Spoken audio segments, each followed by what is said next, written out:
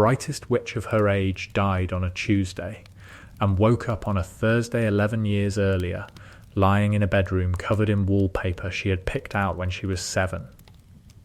Hermione Granger opened her eyes and saw the ceiling of her childhood bedroom, the one with the glow in the dark stars her father had pressed into the plaster above her bed, the ones arranged in a pattern that was not astronomically accurate and that had bothered her even as a child.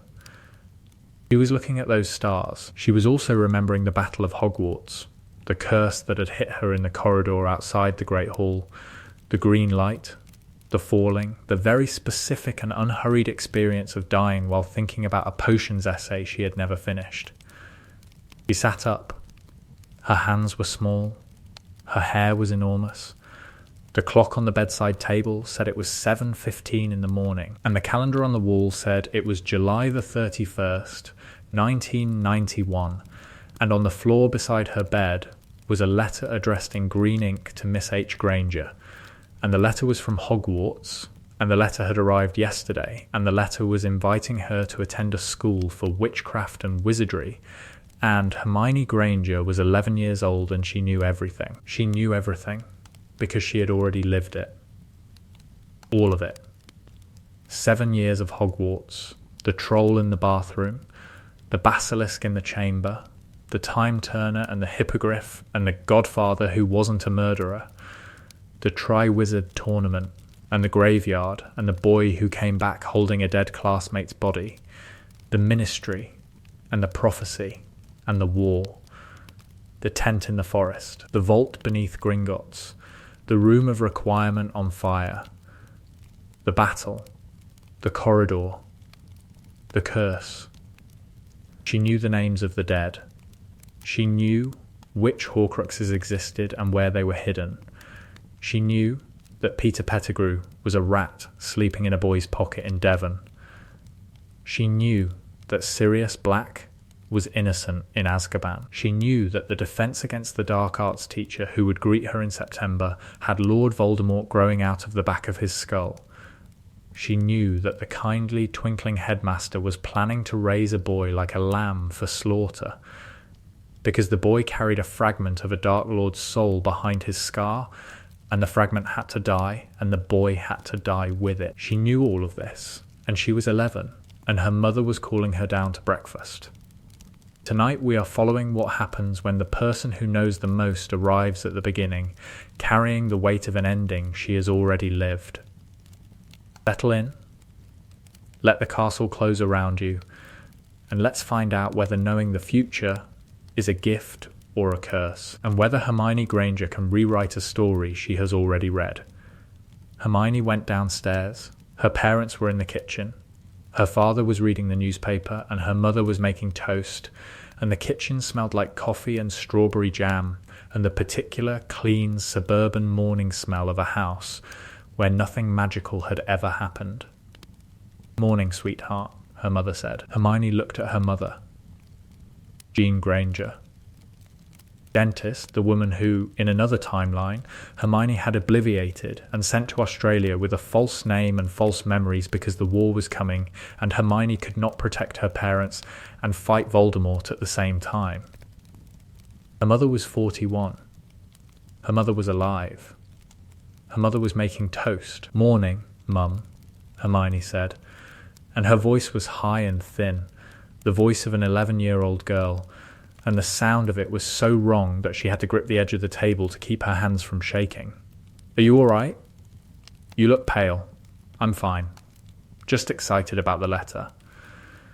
"The letter from the school," her father said, looking up from the paper. "The magic school."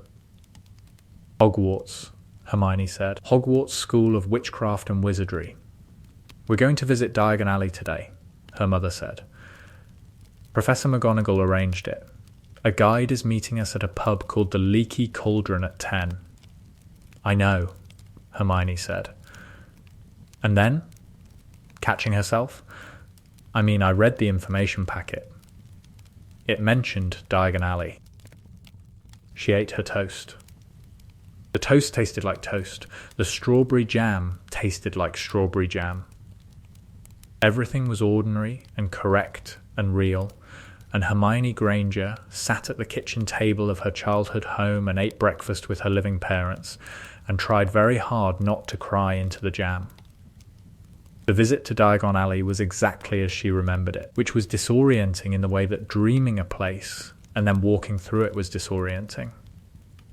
The leaky cauldron, dark and crooked. The brick wall that opened. The cobblestone street, narrow and crowded, lined with shops selling cauldrons and owl treats and dress robes and things that moved and sparkled and occasionally bit. Hermione bought her supplies. Her wand chose her Ollivanders, vine wood and dragon heartstring, 10 3/4 inches, and when the wand settled into her hand, the magic surged through her body with an intensity that made her gasp.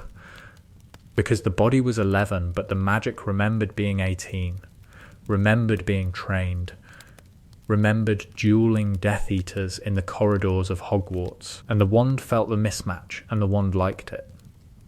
"Curious," Ollivander said, watching her face. "What's curious?" The wand's response. Typically a first wand responds to the witch.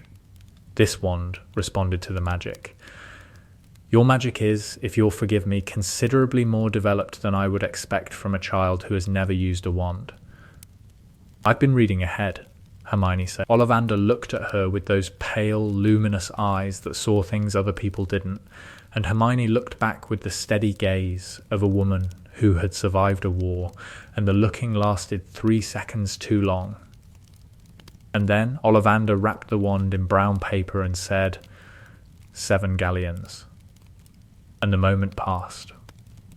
She spent August reading, not the textbooks, which she already knew by heart, but the Daily Prophet, which her parents received through a magical subscription that the Hogwarts Guide had arranged. She read the Prophet for context, for orientation, for the specific critical intelligence of knowing where the world stood in the summer of 1991. Voldemort was a wraith in Albania. Quirrell had already found him. The possession was underway.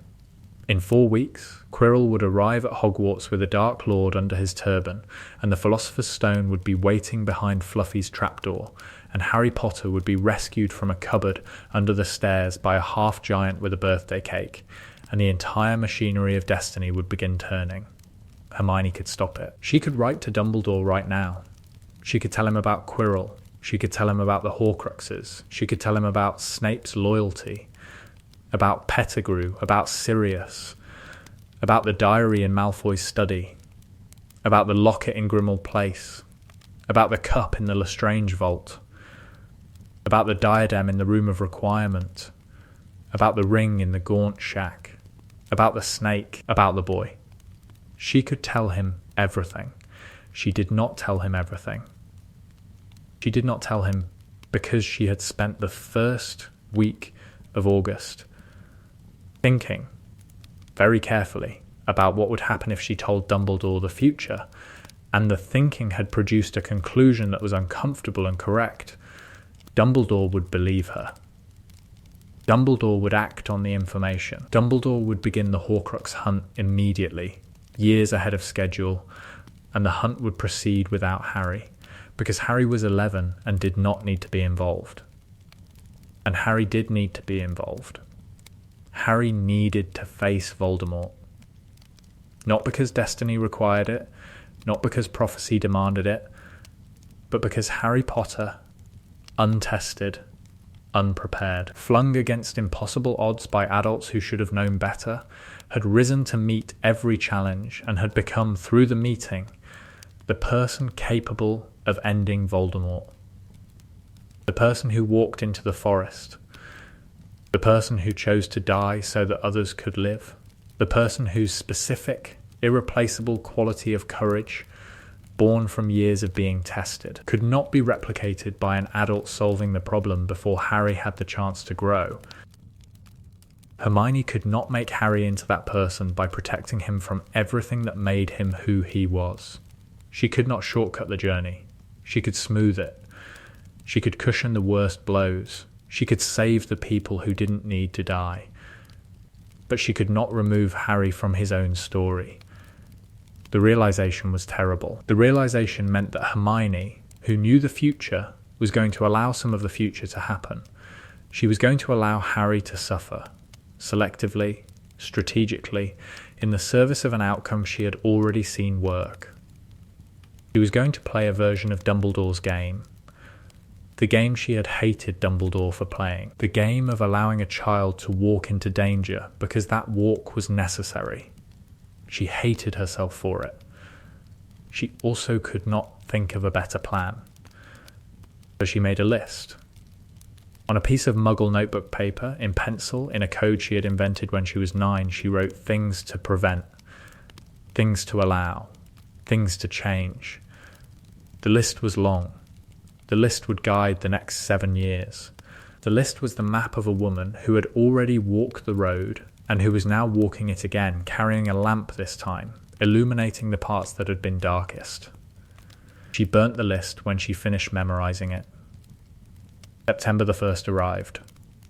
King's Cross. Platform 9 3/4. The Hogwarts Express. Hermione stood on the platform with her parents, her trunk packed, her robes folded, her wand in her pocket, and watched the steam from the scarlet engine curl into the grey London sky. Her parents were saying goodbye.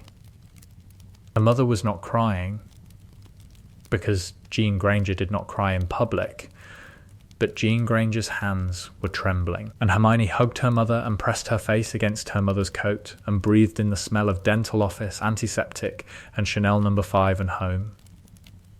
"I'll write every week," Hermione said. "You'd better," her father said.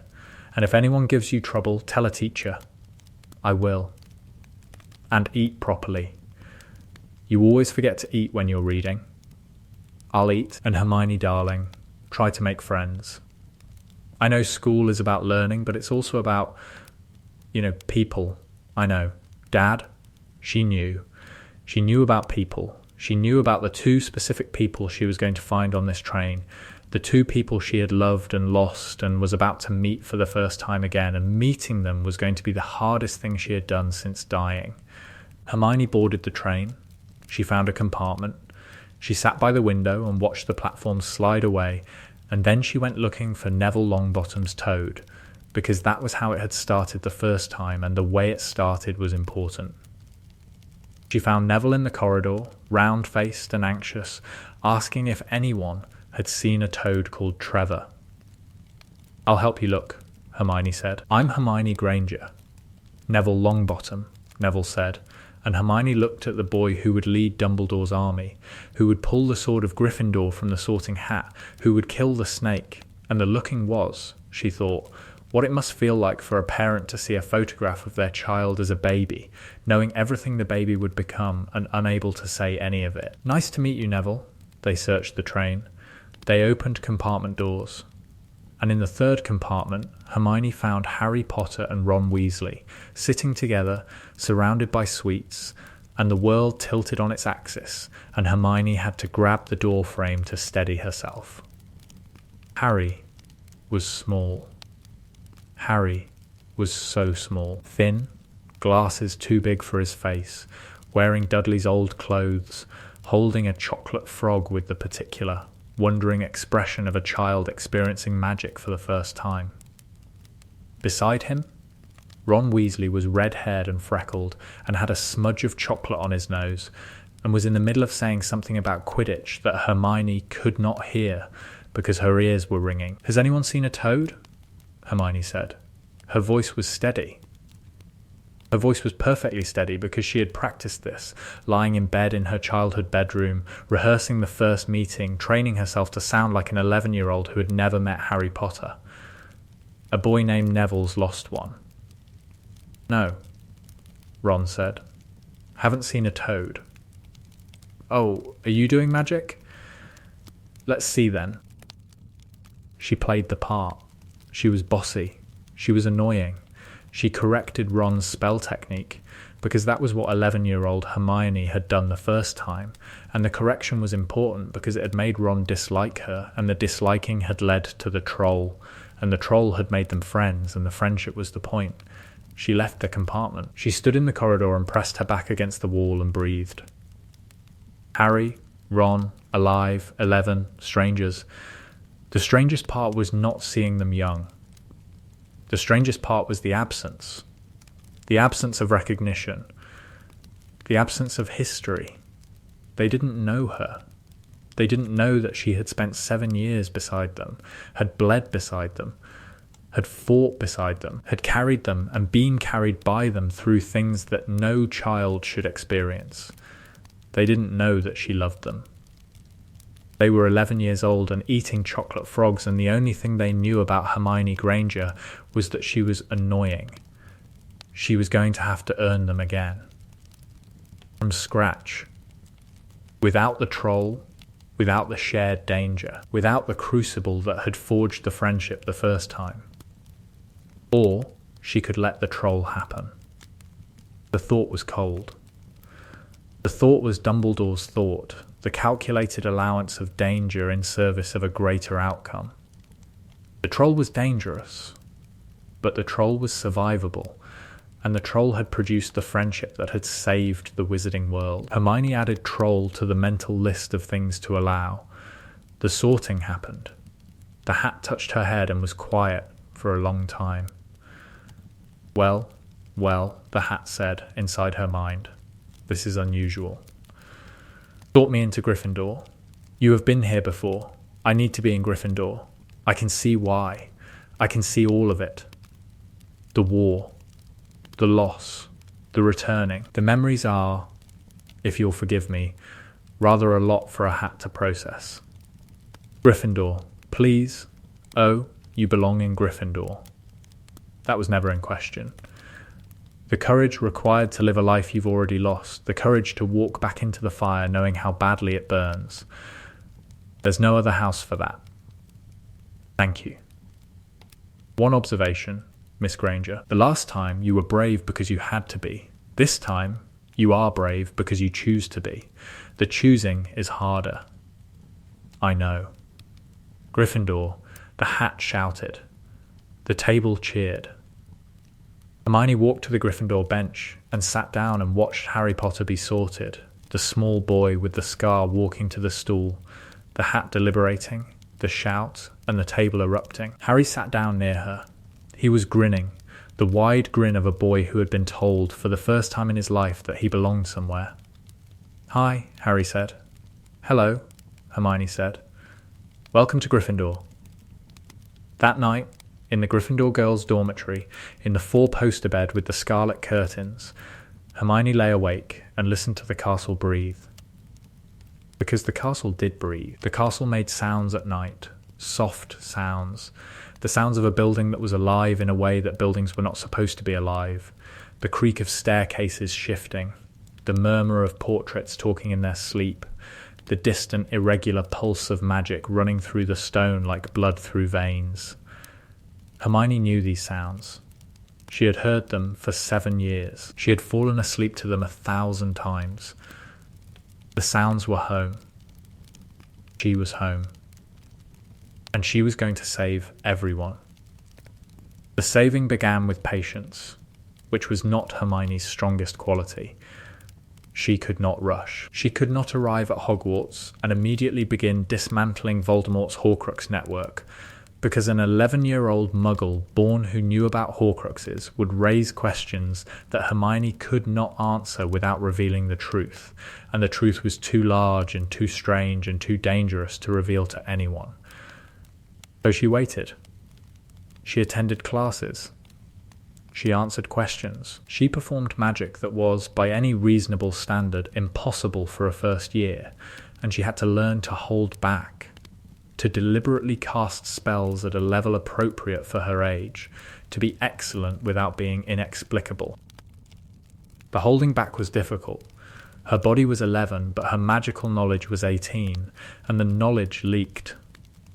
In charms, she produced a levitation charm on the first attempt that was so perfectly controlled that Flitwick dropped his book. In transfiguration, she turned a match into a needle that was not merely functional, but decorative, with a small silver eye and a point that could have pierced steel, And McGonagall looked at the needle and then looked at Hermione with an expression that Hermione recognised from a lifetime of McGonagall expressions. The expression that said, "I see you, and I am reserving judgment." "Exceptional work, Miss Granger," McGonagall said. "Thank you, Professor. Have you practiced Transfiguration before?" "I've read ahead." "Reading ahead does not typically produce results of this quality. I'm a thorough reader." McGonagall's expression did not change. McGonagall's expression was the expression of a woman who had been teaching for 40 years and who knew the difference between a thorough reader and a witch who had already mastered the curriculum. McGonagall did not push. McGonagall filed the observation and moved on, because McGonagall was McGonagall, and McGonagall understood that some questions were better answered by time than by interrogation. Potions class was where Hermione's composure nearly broke. She walked into the dungeon classroom and Snape was there. Alive, standing at the front of the room in his black robes, his hair lank. His expression, the familiar combination of disdain and barely concealed boredom that was Snape's professional face. Alive, breathing, sarcastic, in the other timeline, Snape had died on the floor of the Shrieking Shack, bleeding from the throat. His last act to give Harry his memories, so that Harry could understand why Snape had done everything he had done. Hermione had not been there for the dying. She had learnt about it afterward, from Harry, and the learning had been one of the many griefs of the war's aftermath. Snape was alive, and he was taking attendance, and he was about to begin the speech about the subtle science and exact art of potion making, the speech he gave every year to every first-year class. The speech that Hermione had memorised, not because it was important, but because she had heard it once at 11, and the memory was perfect. "There will be no foolish wand-waving or silly incantations in this class," Snape said, exactly on schedule. "As such, I don't expect many of you to appreciate the subtle science and exact art of potion making." Hermione watched him. She was watching him the way a woman watches a dead man breathe. And the disorientation in a way that the textbooks on temporal displacement had not prepared her for, because the textbooks did not exist, and the experience was hers alone. Snape noticed her looking. Snape noticed everything. His eyes settled on her for a fraction of a second, the assessing gaze of a man who had spent 20 years reading students and who had just encountered one whose return gaze was not the expected mixture of nervousness and awe. "Miss Granger, since you appear to be paying such devoted attention, perhaps you can tell me what I would get if I added powdered root of asphodel to an infusion of wormwood?" In the first timeline, this question had been directed at Harry. In this timeline, Snape's instinct for discomfort had found a different target. "The drought of living death, sir. And where would you look if I told you to find me a bezoar?" "In the stomach of a goat, sir. And what is the difference between monkshood and wolfsbane?" "They're the same plant, also known as aconite, sir." Snape looked at her for a long moment. The dungeon was very quiet. 5 points to Gryffindor, Snape said, and the words came out as though each one cost him physical pain. The class proceeded. Hermione brewed the assigned potion perfectly, because she had been brewing potions for 7 years in a previous life, and the cure for boils was approximately as challenging as making toast. Snape examined her cauldron, found nothing to criticize, and moved on without comment, which was, from Snape, the highest possible praise. After class, Harry fell into step beside her in the corridor. "How did you know all those answers?" "I read the textbook. Nobody reads the textbook before the first class. I read every textbook before every class." "All of them?"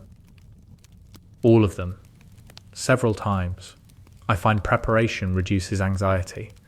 Harry looked at her with the expression of a boy who had never prepared for anything in his life and who found the concept faintly alien. "You're really smart," Harry said. "I work hard," Hermione said. "It doesn't seem like work. It seems like you already know everything."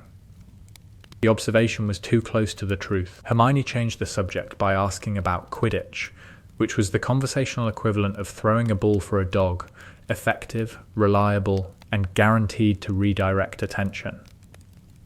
Hermione befriended Harry and Ron deliberately, which felt strange and manipulative and also necessary. She helped Harry with his homework. She explained magical theory in terms a muggle-raised child could understand. She was less bossy than she had been the first time, because she was not actually an insecure 11-year-old desperate for approval. She was a grown woman pretending to be a child, and the pretending allowed her to choose different social strategies. Ron was harder. Ron responded to authenticity, and Hermione was performing. Ron could feel the performance without being able to articulate what was wrong, and the feeling produced a distance that the first timeline hadn't had. In the first timeline, Ron had disliked Hermione genuinely, and the genuine dislike had produced genuine conflict, and the genuine conflict had been resolved by the troll, and the resolution had been genuine friendship. This time, the dislike was muted, but the distance was real. "She's weird," Hermione heard Ron tell Harry in October. "Weird how? She looks at us like she knows something, like she's watching us do something and she already knows how it ends. Maybe she's just clever." "It's not clever, it's like she's studying us, like we're homework." Ron was perceptive. Ron had always been perceptive about people, even when Ron was tactless about expressing the perception. Hermione needed to adjust. She adjusted by being less careful. She let herself be annoyed at Ron when Ron was annoying. She let herself laugh at Harry's jokes without calculating whether the laughter was age appropriate. She let herself be Hermione, not the performance of Hermione, and the letting go was uncomfortable, because letting go meant risking the plan, and risking the plan meant risking everything. But the letting go worked. By late October, the trio was forming, not through crisis, through proximity and shared experience and the natural, gradual accumulation of small moments that built, over weeks, into something that resembled the beginning of friendship. Halloween arrived. The troll arrived. Hermione had planned for the troll. The plan was, let it happen. The troll was the crucible. The troll was the moment when Harry and Ron chose to come back for her, and that choice was the foundation. But the plan required Hermione to be in the bathroom. The plan required Hermione to be crying in the bathroom because Ron had said something hurtful. And Ron hadn't said anything hurtful this time because the dynamic was different, because Hermione hadn't been as overbearing, because the conflict that had driven her to the bathroom in the first timeline simply hadn't occurred. She needed the bathroom. She needed the troll. She needed the rescue. Hermione excused herself from the Halloween feast. She went to the bathroom. She locked herself in a stall. She sat on the closed toilet and waited for a mountain troll to break down the door. The waiting was, she reflected, the most Dumbledore thing she had ever done. The troll came. The door smashed inward. The smell was exactly as she remembered, foul and swampy, the specific biological stench of a creature that lived in caves and had never heard of hygiene. The troll was 12 feet tall. The troll had a club. The troll swung the club and the sinks exploded and water sprayed everywhere and Hermione screamed. The scream was real. She had planned to fake the scream, but the scream was real because an 11-year-old body's adrenal response did not care about 18-year-old memories, and the body was terrified even if the mind was not. Harry and Ron arrived. They arrived the way they had arrived the first time, running, panicking, improvising. Ron cast the levitation charm. The club floated. The club fell on the troll's head. The troll collapsed. McGonagall arrived with Snape and Quirrell. The lying happened. Hermione took the blame. Harry and Ron stared at her. They stared the way two boys stared when they had just been defended by a girl they barely knew, and the defending had changed the equation, and the equation had produced friendship. "Are you all right?" Harry asked her, in the common room afterward. I'm fine. You weren't at the feast. We came looking for you. I know. Thank you. Why were you in the bathroom? Because I needed you to rescue me, Hermione thought. Because the rescue is the foundation. Because without the troll, we're just classmates. I wasn't feeling well, she said.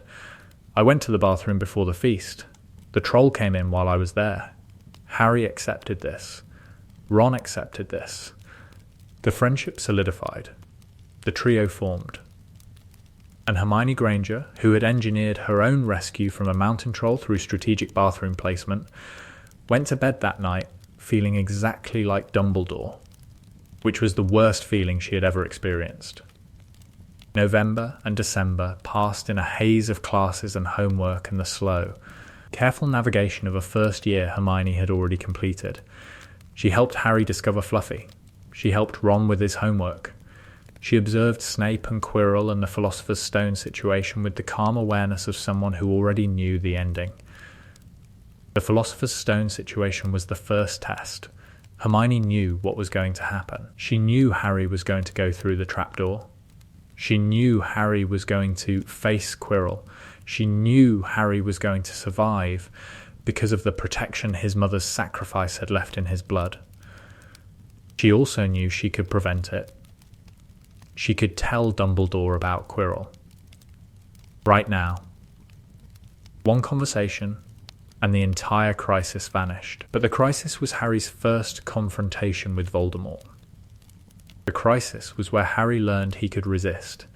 The crisis was where Harry learned that love was a weapon, that his mother's sacrifice was a shield, that Voldemort could not touch him. Without that knowledge, Harry entered second year without the foundational understanding of his own protection. Hermione allowed it. She allowed the Philosopher's Stone crisis to proceed along its original trajectory, intervening only to ensure the trio's survival through the tasks, and she hated herself for the allowing with a precision and intensity that she had previously reserved for incomplete homework. The year ended. Harry faced Quirrell. Harry survived. Voldemort fled. The Philosopher's Stone was destroyed. Hermione went home for the summer and lay in her childhood bedroom and stared at the glow in the dark stars on the ceiling and thought about the next year. The diary. Lucius Malfoy would slip Tom Riddle's diary into Ginny Weasley's cauldron at Flourish and Blots. The diary was a Horcrux. The diary would possess Ginny. The diary would open the Chamber of Secrets. The basilisk would petrify students. Hermione had been one of those students. Hermione had been petrified for 2 months, lying in the hospital wing like a statue, and the memory of the petrification was one of the worst memories she carried. Not because of pain, but because of absence. 2 months of nothing. 2 months of being removed from the world. She was not going to be petrified again, and she was not going to let Ginny be possessed. The diary was a Horcrux. Hermione knew this.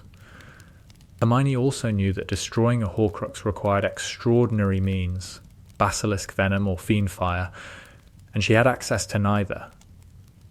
She couldn't destroy the diary, but she could prevent it from reaching Ginny. The plan formed over the summer. By September, the plan was ready. Second year began at Flourish and Blots. Hermione positioned herself carefully.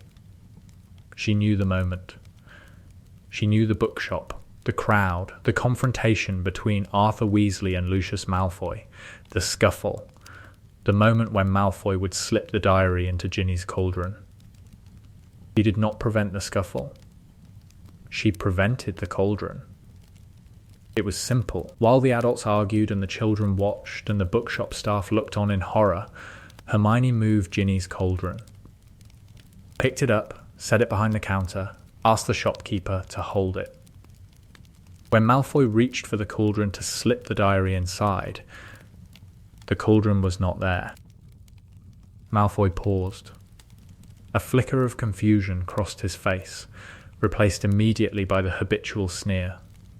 He adjusted. He looked for another opportunity. He did not find one. because Hermione was standing very close to Ginny, chatting about Hogwarts, providing a human shield of cheerful conversation that made the diary insertion impossible without being noticed. The Weasleys left the shop. Ginny did not have the diary. Malfoy had the diary. The diary remained in Malfoy's possession. Hermione had prevented the Chamber of Secrets from opening. The consequences were immediate and cascading. Without the diary possessing Ginny, the chamber stayed sealed. Without the chamber opening, there were no petrifications. Without petrifications, there was no investigation. Without the investigation, Harry never discovered Parseltongue's significance, never found the chamber, never fought the basilisk, never destroyed the diary Horcrux. The diary still existed. The Horcrux was intact. Hermione had prevented the crisis and preserved the weapon.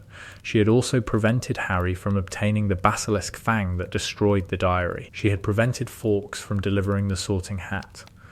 She had prevented Ginny from being saved in a way that bonded her to Harry forever.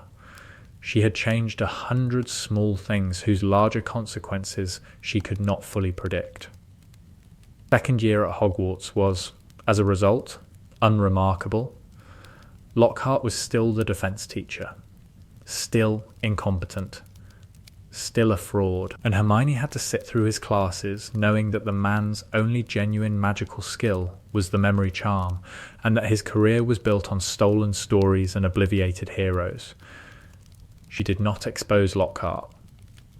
Lockhart was annoying, but harmless in a year without the chamber, and exposing him would raise questions about how a second year knew the defence professor was a fraud. Without the chamber crisis, second year had a texture that Hermione had never experienced at Hogwarts: normalcy. Students attended classes. Quidditch matches happened on schedule. The weather changed from autumn to winter to spring without interruption by dark forces. The castle was simply a school, doing what schools did, educating children in an environment that smelled like old stone and candle wax, and the faintly sulphurous aroma of potions classes drifting up from the dungeons. Harry's second year was peaceful. Without the air of Slytherin attacks, without the suspicion and the fear and the Parseltongue revelation that had made Harry a pariah in the first timeline, Harry was just a second-year student, popular, because Harry was always popular, but ordinarily so, the popularity of a boy who was good at Quidditch and bad at potions and who had a scar that he didn't like talking about. Ron's second year was also peaceful. Without the basilisk petrifying Hermione, without the terror of Ginny's possession, without the broken wand and the spider-filled forest, Ron was a 12-year-old who complained about homework, lost at chess though rarely, and ate with a single-mindedness that Hermione found both appalling and oddly comforting. Ginny's first year was the greatest change. Without the diary, Ginny Weasley arrived at Hogwarts as a normal first year, nervous and excited and carrying nothing more dangerous than a second-hand wand and a crush on Harry Potter. Ginny made friends. Ginny attended classes. Ginny was not possessed by a fragment of the most dangerous dark wizard in history, and the not being possessed allowed Ginny to become, from the very beginning, the person Hermione remembered from later years, confident, funny, independent, with a bat bogey hex that became legendary by Easter. "Your sister is terrifying," Hermione told Ron in February after watching Ginny hex a fourth year who had been bullying a first-year Hufflepuff. "She's been terrifying since birth," Ron said. "There's a reason Fred and George don't mess with her. She'll be good when the time comes." Good? At what? At whatever she decides to be good at. Ron gave her the look. The Ron look that said, "You're doing the thing where you sound like you know something I don't." Hermione changed the subject. She was getting better at changing subjects. The practice was constant. The unremarkableness was, itself, remarkable. Hermione had never experienced an uneventful year at Hogwarts. The absence of crisis was disorienting, like a drumbeat that stopped mid-song. She filled the absence with research. In the library, in the restricted section, Using the privileges her perfect grades had earned, Hermione began her private study of Horcruxes. She did not check out Secrets of the Darkest Art. She read it in the library, memorized the relevant passages, and returned it to the shelf. She did this 3 times over the course of the year, building a comprehensive understanding of Horcrux creation, protection, and destruction that would have alarmed any adult who knew what she was studying. She also began researching what had happened to her. The rebirth. The returning. She searched the magical literature for precedents, for cases of witches or wizards who had died and returned with their memories intact, and the literature was sparse and contradictory and deeply unhelpful. She found references to temporal echoes in obscure magical theory texts, mentions of the veil in the Department of Mysteries behaving strangely, and a single cryptic passage in a book about soul magic that described a phenomenon called anamnesis, from the Greek, meaning the recollection of past lives, which the book described as extraordinarily rare and possibly fictional. The soul? The passage read, having completed its journey, may in rare instances refuse the completion and return to an earlier point on its path, carrying the accumulated experience of the journey it has already made. The returning is not time travel. The traveller does not move backward through time. The traveller moves forward through a new timeline that begins at the point of return. The old timeline ceases to exist. The new timeline is the only timeline. The old timeline ceases to exist. Hermione read that sentence 7 times. The old timeline, in which she had lived and loved and fought and died, had ceased to exist. The people in that timeline, the specific versions of Harry and Ron and Ginny and Neville and Luna and everyone she had known, those people were gone. Not dead, ceased. The timeline they inhabited no longer existed.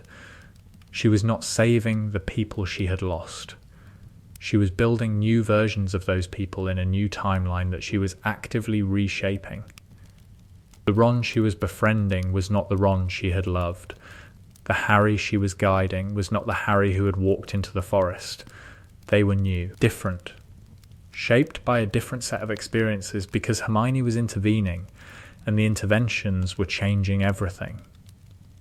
The loneliness of that understanding caught her by surprise. She was surrounded by people she recognized, and none of them were the people she remembered.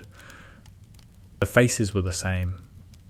The voices were the same. The personalities were developing along similar lines because the fundamental characters were the same. But the specific history, the shared experiences, the accumulated weight of 7 years of fighting side by side, that history did not exist.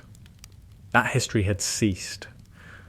Hermione was the only person who remembered a world that no longer existed. She spent a long time in the library that afternoon, sitting at a table in the back corner, not reading, just sitting.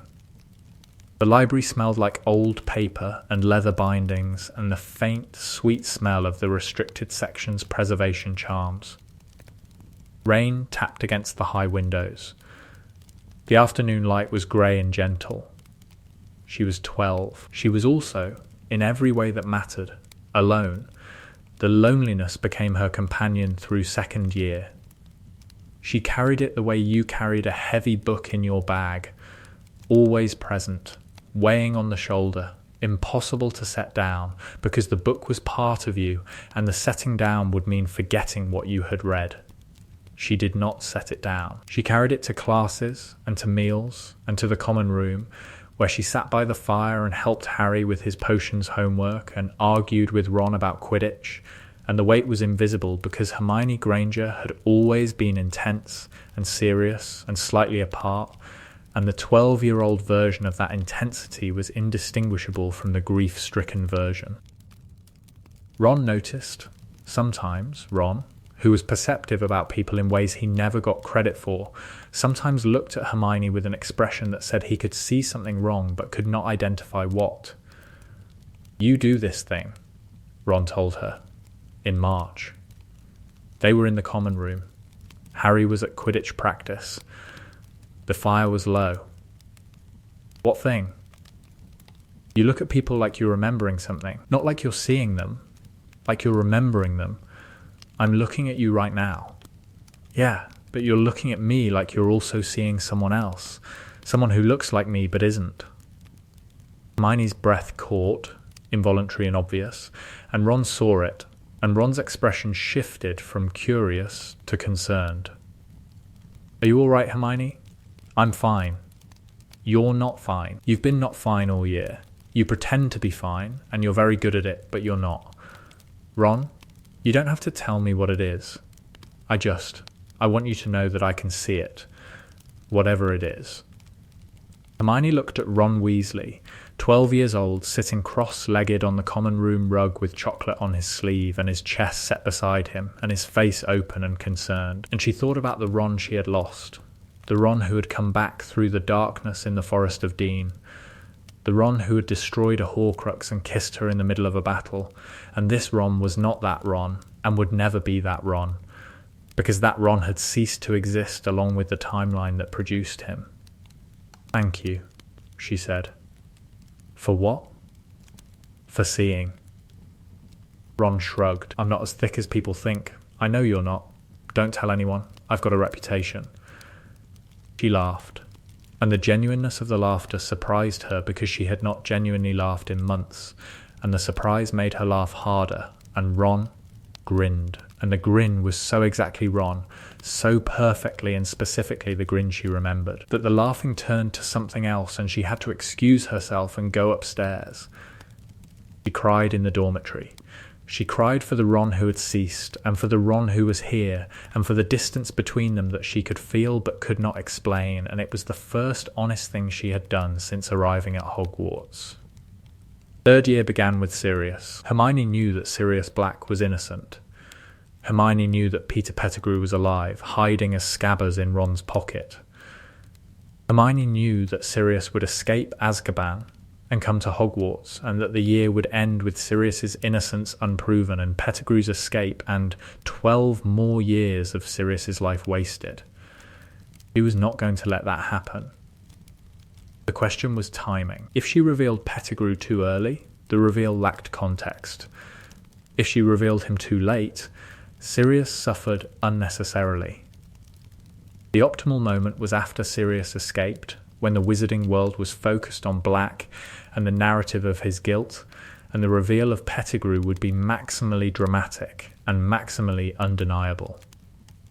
But Hermione did not want to wait for Sirius to escape. Sirius in Azkaban was Sirius in Azkaban, and every day Sirius spent with the Dementors was a day that damaged him in ways that did not fully heal.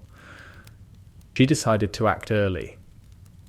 In September, during the first week of term, Hermione cast a spell on Scabbers. The spell was subtle, a modified revealing charm that she had learned from an advanced textbook in 6th year, and that she performed now. At 13, with the precision and control of a witch who had been casting the spell for years despite technically being a teenager. The spell revealed the Animagus transformation. The spell showed the rat's true nature. But the spell was visible only to Hermione, because Hermione had modified the charm to project the results directly to the caster's perception rather than to the room at large. Scabbers was Peter Pettigrew. Hermione confirmed this in the first week of September. The confirmation was not a surprise. The confirmation was a checkpoint. The next step was Dumbledore. Hermione went to Dumbledore's office on a Tuesday evening in late September. She gave the password, Lemon Drop, because Dumbledore's passwords were always sweets, and Hermione remembered this one from the first timeline, and climbed the spiral staircase and knocked on the door. "Come in," Dumbledore said. Hermione entered. Dumbledore was sitting behind his desk with a cup of tea and a stack of parchment, and the particular expression of mild, benevolent curiosity that Dumbledore wore the way other people wore glasses, constantly and without apparent effort. "Miss Granger, what brings you to my office?" Hermione had rehearsed this conversation. She had rehearsed it for weeks, testing different approaches, different levels of revelation, different strategies for convincing an extremely intelligent and extremely suspicious old wizard that a 13-year-old Muggle-born student had information that could free an innocent man. He had decided on the truth. Not the complete truth. The useful truth. Professor Dumbledore, I need to tell you something, and I need you to believe me, and I need you to act on it, and I cannot fully explain how I know what I know. Dumbledore set down his tea. The setting down was careful, precise, the gesture of a man who had just become very attentive. I am listening, Miss Granger. Ron Weasley's rat, Scabbers, is not a rat. Scabbers is an unregistered animagus. Scabbers is Peter Pettigrew. The office was very quiet. Fawkes made a soft sound on his perch. The silver instruments on their tables clicked and whirred. That is a remarkable claim, Dumbledore said. I can prove it. The animagus reversal spell will transform Scabbers back into Pettigrew. The spell requires a competent caster and physical access to the rat. The rat is currently in Gryffindor Tower, in Ron Weasley's dormitory. Miss Granger, how do you know this? I cannot fully explain how I know. What I can tell you is that Peter Pettigrew was the Potter's secret keeper, not Sirius Black. Pettigrew betrayed the Potters to Voldemort, staged his own death, and has been hiding as a rat for 12 years. Sirius Black is innocent. Sirius Black has been in Azkaban for 12 years for a crime he did not commit. Dumbledore looked at her. His gaze was different from McGonagall's, different from Ollivander's. Dumbledore looked at her the way a man looks who could see through most deceptions and who was currently encountering something that was not a deception but was also not normal, and who was trying to determine which category of not normal it belonged to. You cannot explain how you know. I cannot. I am asking you to verify the claim rather than the source. The verification is simple. The implications are not. The implications are that an innocent man has been in Azkaban for 12 years. The implications are that the real traitor is sleeping in a child's dormitory. The implications are urgent, Professor. Dumbledore was quiet for a long time. The clock on the wall ticked. The instruments clicked. I will verify your claim tonight, Dumbledore said. If the claim is accurate, I will act. If the claim is inaccurate, you and I will have a very different conversation. The claim is accurate. Then we will have a very different conversation regardless, Miss Granger. Because a 13-year-old who knows this information, who presents it with this certainty, and who cannot explain how she knows it, is a person I need to understand. I know, Hermione said, and I'll tell you what I can. After Pettigrew is captured.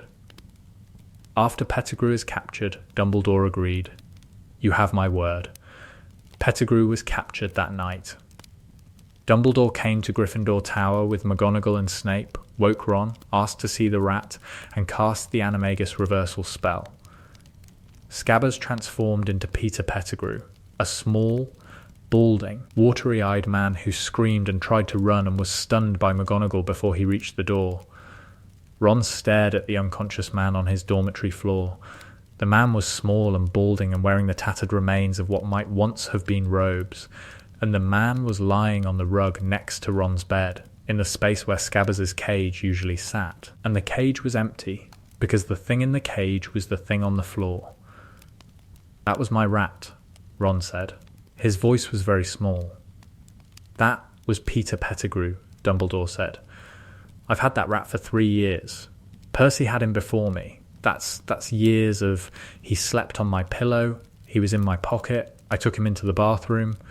Mr. Weasley, McGonagall said, in the firm, precise voice that McGonagall used when a situation required a student to be steered through a shock. You are not responsible for what was hidden from you. I fed him treats. I fed Peter Pettigrew treats. The treats are not the issue, Snape said from the corner, with an expression that suggested he was trying very hard not to say something much worse. What is the issue?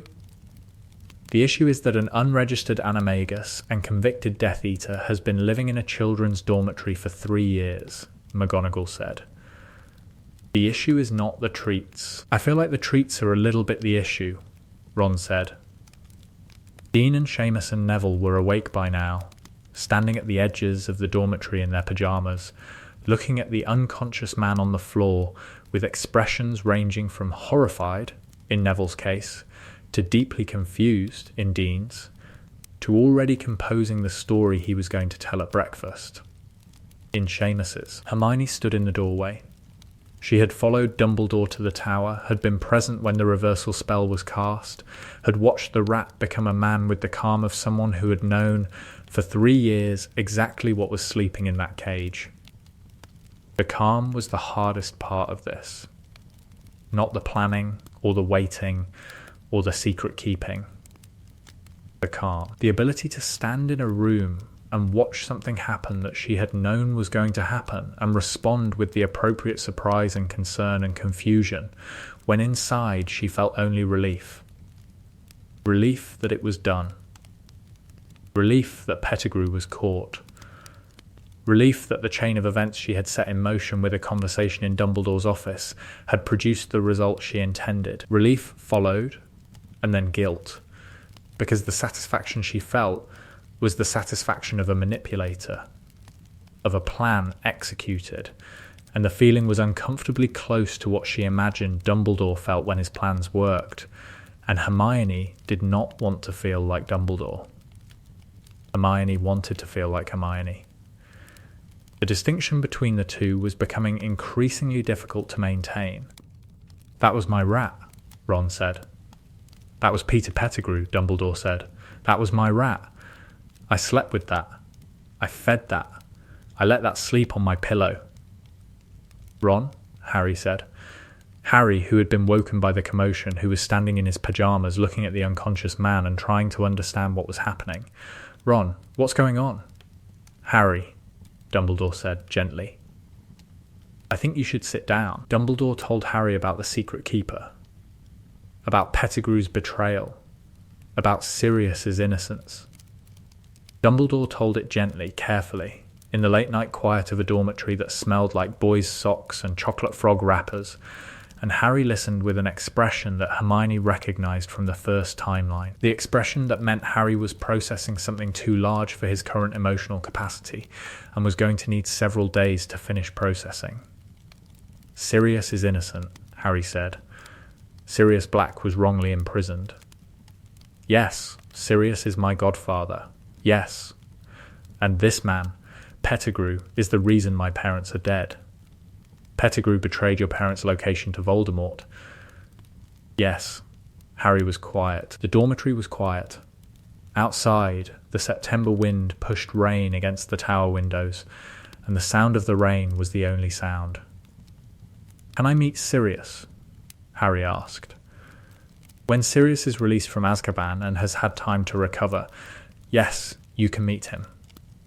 The recovery took months. The trial took weeks. The Wizarding World's response to the revelation that Sirius Black was innocent and Peter Pettigrew was a Death Eater took the entire autumn term to process, and the process was loud and public and dominated the Daily Prophet for the rest of the year.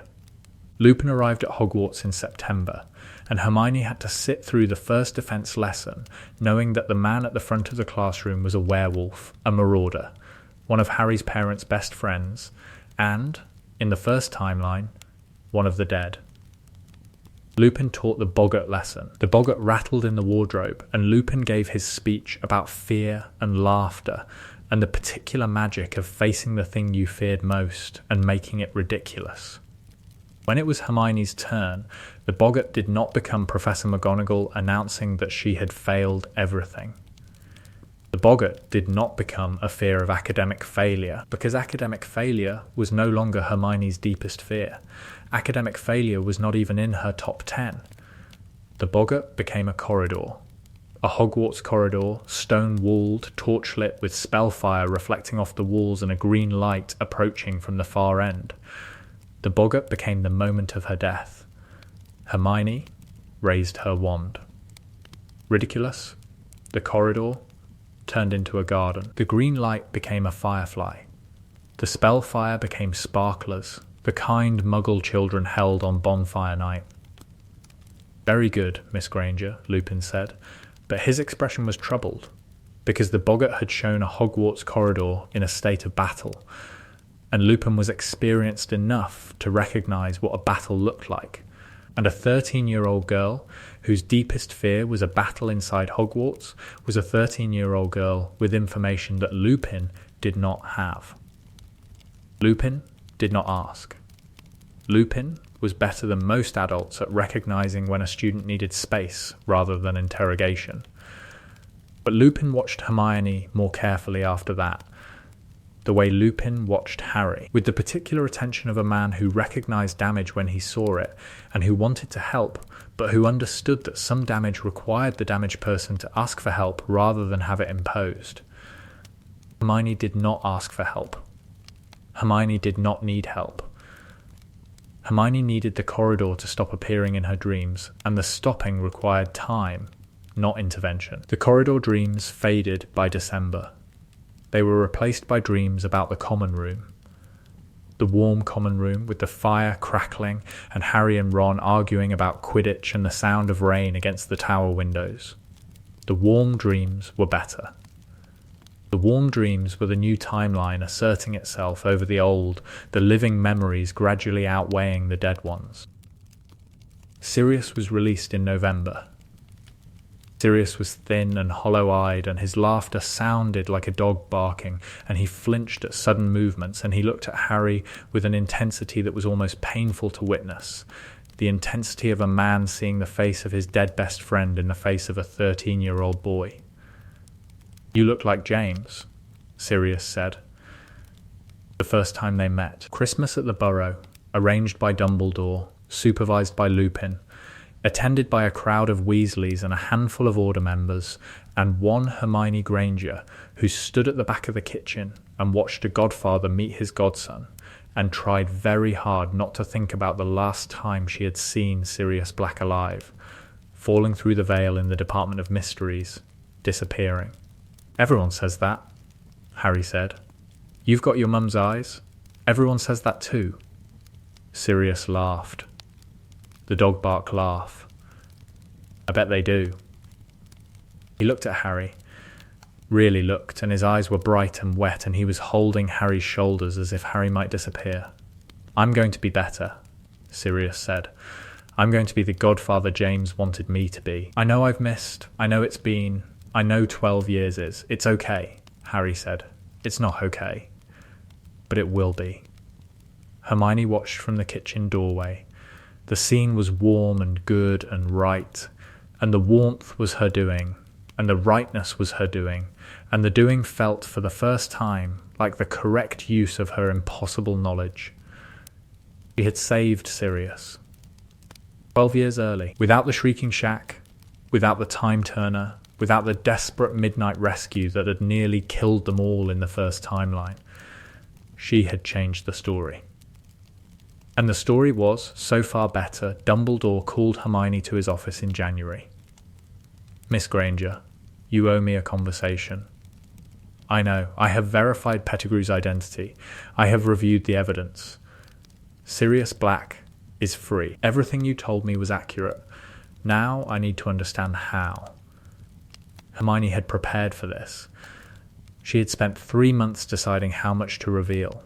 The answer was enough to be useful, not enough to be comprehensible. "I have knowledge of events that haven't happened yet," Hermione said. "I can't explain the mechanism. I don't fully understand it myself. I know things about the future, about Voldemort, about the war that's coming. I know things that could save lives." "Divination?" Dumbledore said. "Not divination, something else. Something I don't have a name for." Dumbledore leaned back in his chair. The chair creaked, the fire crackled, the instruments clicked. "Miss Granger, I have encountered many forms of unusual knowledge in my life. Prophecy, foresight, temporal displacement, legitimacy applied across unconventional boundaries. What you are describing does not precisely match any of these. It doesn't. and you will not tell me the mechanism. I can't tell you what I don't understand. But you will tell me the content, the knowledge, the things you know about the future. Some of them. The ones that matter most. Then tell me, Miss Granger, what do I need to know? Hermione told him about the Horcruxes. She told him that Voldemort had split his soul. She told him the number, 7. She told him the objects, the diary, the ring, the locket, the cup, the diadem, the snake, and the boy. She told him the locations.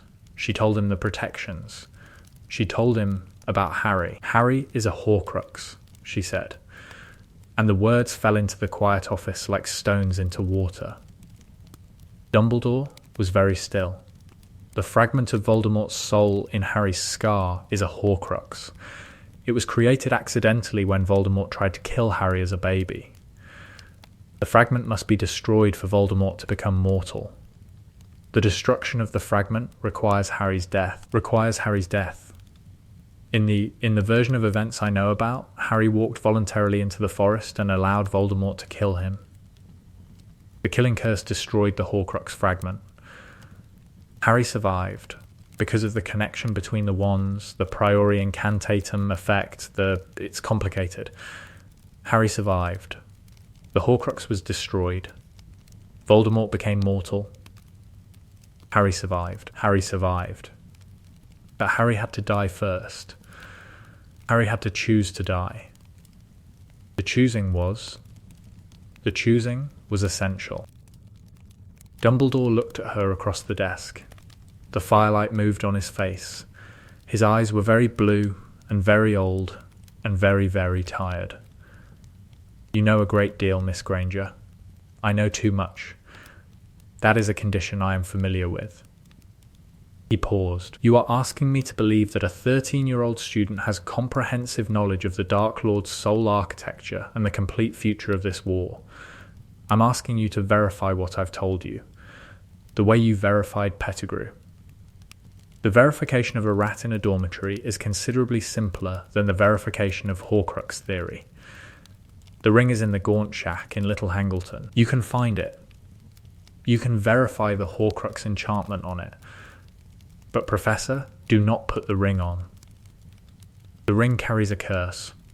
A lethal curse. In the events I know about, the curse killed you. The ring killed me. The ring's curse killed you within a year. You put it on because the ring contained the resurrection stone, and you wanted to see your sister, and the wanting overrode your caution. The office was very quiet.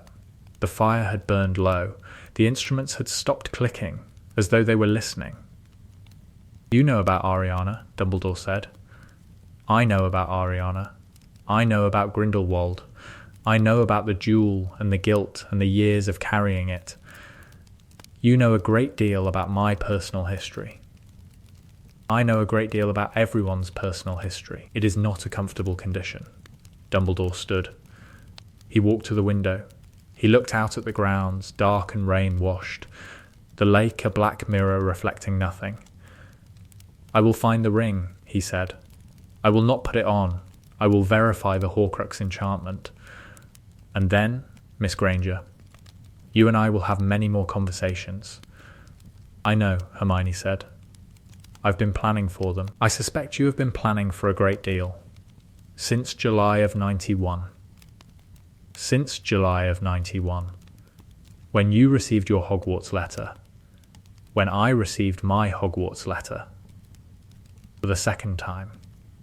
The sentence hung in the air. Dumbledore turned from the window and looked at her, and his expression was no longer that of a man encountering unusual knowledge. He looked like a man who had just understood something about the person sitting in his office that changed everything he thought he knew about her. The second time, Dumbledore said, I can't explain the mechanism. No, Dumbledore said softly, but I believe I understand the result. He did not ask more. He did not push. He let the understanding settle between them, unspoken, like snowfall on the grounds, and Hermione left his office and walked down the spiral staircase and into the corridor, and the castle was quiet around her, and the quiet was the quiet of a place that was old enough to keep secrets and wise enough to know when to let them be. The Horcrux hunt began that spring, conducted by Dumbledore with Hermione's intelligence and without Harry's involvement. Dumbledore found the ring in March. He did not put it on. He brought it to Hogwarts, sealed it in an enchanted container, and destroyed it with fiendfire in the room of requirement, while Hermione stood at the door and listened to the Horcrux scream. The sound was one Hermione remembered from the first timeline, the particular, soul-deep shriek of a fragment of Voldemort's consciousness being annihilated. The sound did not become easier with repetition. 1, Dumbledore said, emerging from the room. His face was drawn. His hands were steady. 6 remaining, Hermione said. Including Harry. Including Harry. We will discuss Harry last. We will discuss Harry last, Hermione agreed, because discussing Harry meant discussing Harry's death, and discussing Harry's death meant confronting the part of the plan that Hermione hated most, and that she had not yet found a way to change. The diary was next.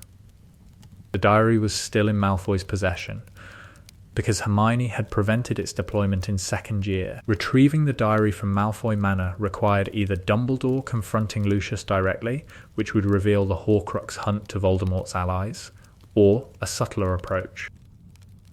Dumbledore chose subtlety. Dumbledore arranged for the Ministry to conduct a raid on Malfoy Manor, ostensibly searching for dark artifacts under the provisions of the Muggle Protection Act. The raid was conducted by Arthur Weasley's department, with Ministry Aurors in support, and the diary was discovered among a collection of dark objects in a hidden compartment beneath the drawing room floor. Lucius Malfoy protested. Lucius Malfoy threatened legal action. Lucius Malfoy did not understand that the diary was anything more than a dark artifact, because Voldemort had not told Lucius what the diary truly was, because Voldemort did not trust Lucius with the knowledge of his Horcruxes. The diary was destroyed in April. Fiendfire again. 2 down. The locket was at number 12, Grimmauld Place, which was now Sirius's home again, Sirius having reclaimed the ancestral black residence after his release from Azkaban. Hermione told Dumbledore about the locket. Dumbledore told Sirius. Sirius searched the house and found the locket in a cabinet in the drawing room, exactly where Hermione said it would be. "This is a piece of Voldemort's soul," Sirius said, holding the locket at arm's length with an expression of profound disgust. "In my mother's house." "Kreacher brought it here," Hermione said. She was at Grimmauld Place for the Easter holidays, staying with Harry, who was spending his first holiday with his godfather. "Your brother Regulus stole the locket from Voldemort's cave and gave it to Kreacher to destroy. Kreacher couldn't destroy it. Kreacher kept it." Sirius looked at the locket, then at Hermione. His gaze was sharp, the intelligence behind Sirius's damaged exterior still formidable. "You know a lot about my family's history," Sirius said. "I know a lot about everything. It's a condition." "A condition. Is that what we're calling it?" "That's what I'm calling it until I find a better word." The locket was destroyed. 3 down. The cup was in the Lestrange vault, which would require a Gringotts infiltration that Dumbledore was not yet ready to attempt. The diadem was at Hogwarts, in the room of requirement, accessible but not urgent. The snake was with Voldemort, wherever Voldemort was, and Harry was Harry. "We can find the cup and the diadem within the year," Dumbledore told Hermione in his office in May. "The snake will require confronting Voldemort directly." And Harry. And Harry. "You have told me that Harry must die. You have told me that Harry survived the dying. I confess, Miss Granger, that the mechanism you describe, the voluntary death and subsequent survival, is not something I fully understand. The mechanism depends on several factors: the blood protection from Lily's sacrifice, the priori incantatum connection between Harry's wand and Voldemort's wand, and, critically, the Elder One's allegiance." The Elder Wand. You possess the Elder Wand. You won it from Grindelwald. In the events I know about, Draco Malfoy disarmed you, which transferred the wand's allegiance to Draco. Harry subsequently disarmed Draco, which transferred the allegiance to Harry. When Voldemort used the Elder Wand to cast the killing curse on Harry, the wand refused to kill its true master. The curse destroyed the Horcrux fragment, but the wand protected Harry. The Elder Wand refused to kill its master. The Elder Wand refused to kill its master. Harry survived because the wand Voldemort was using was loyal to Harry. And this chain of allegiance, Dumbledore to Draco to Harry, this chain is essential. I believe so. I believe Harry needs to be the master of the Elder Wand when Voldemort tries to kill him. The mastery is the protection. Then we must ensure the chain of allegiance occurs. We must ensure it, and we must do so without Voldemort understanding the chain. Voldemort must believe the wand is his. Voldemort must use the wand against Harry, and the wand must betray Voldemort at the critical moment. Dumbledore looked at her across the desk. The blue eyes were very focused. Miss Granger, you are describing a plan that requires my death. In the original events, Snape killed you on the Astronomy Tower, on your orders, to preserve Snape's cover and to transfer the Elder Wand's allegiance in a way that Voldemort could not trace. Severus killed me on my orders. You were dying anyway. The ring's curse.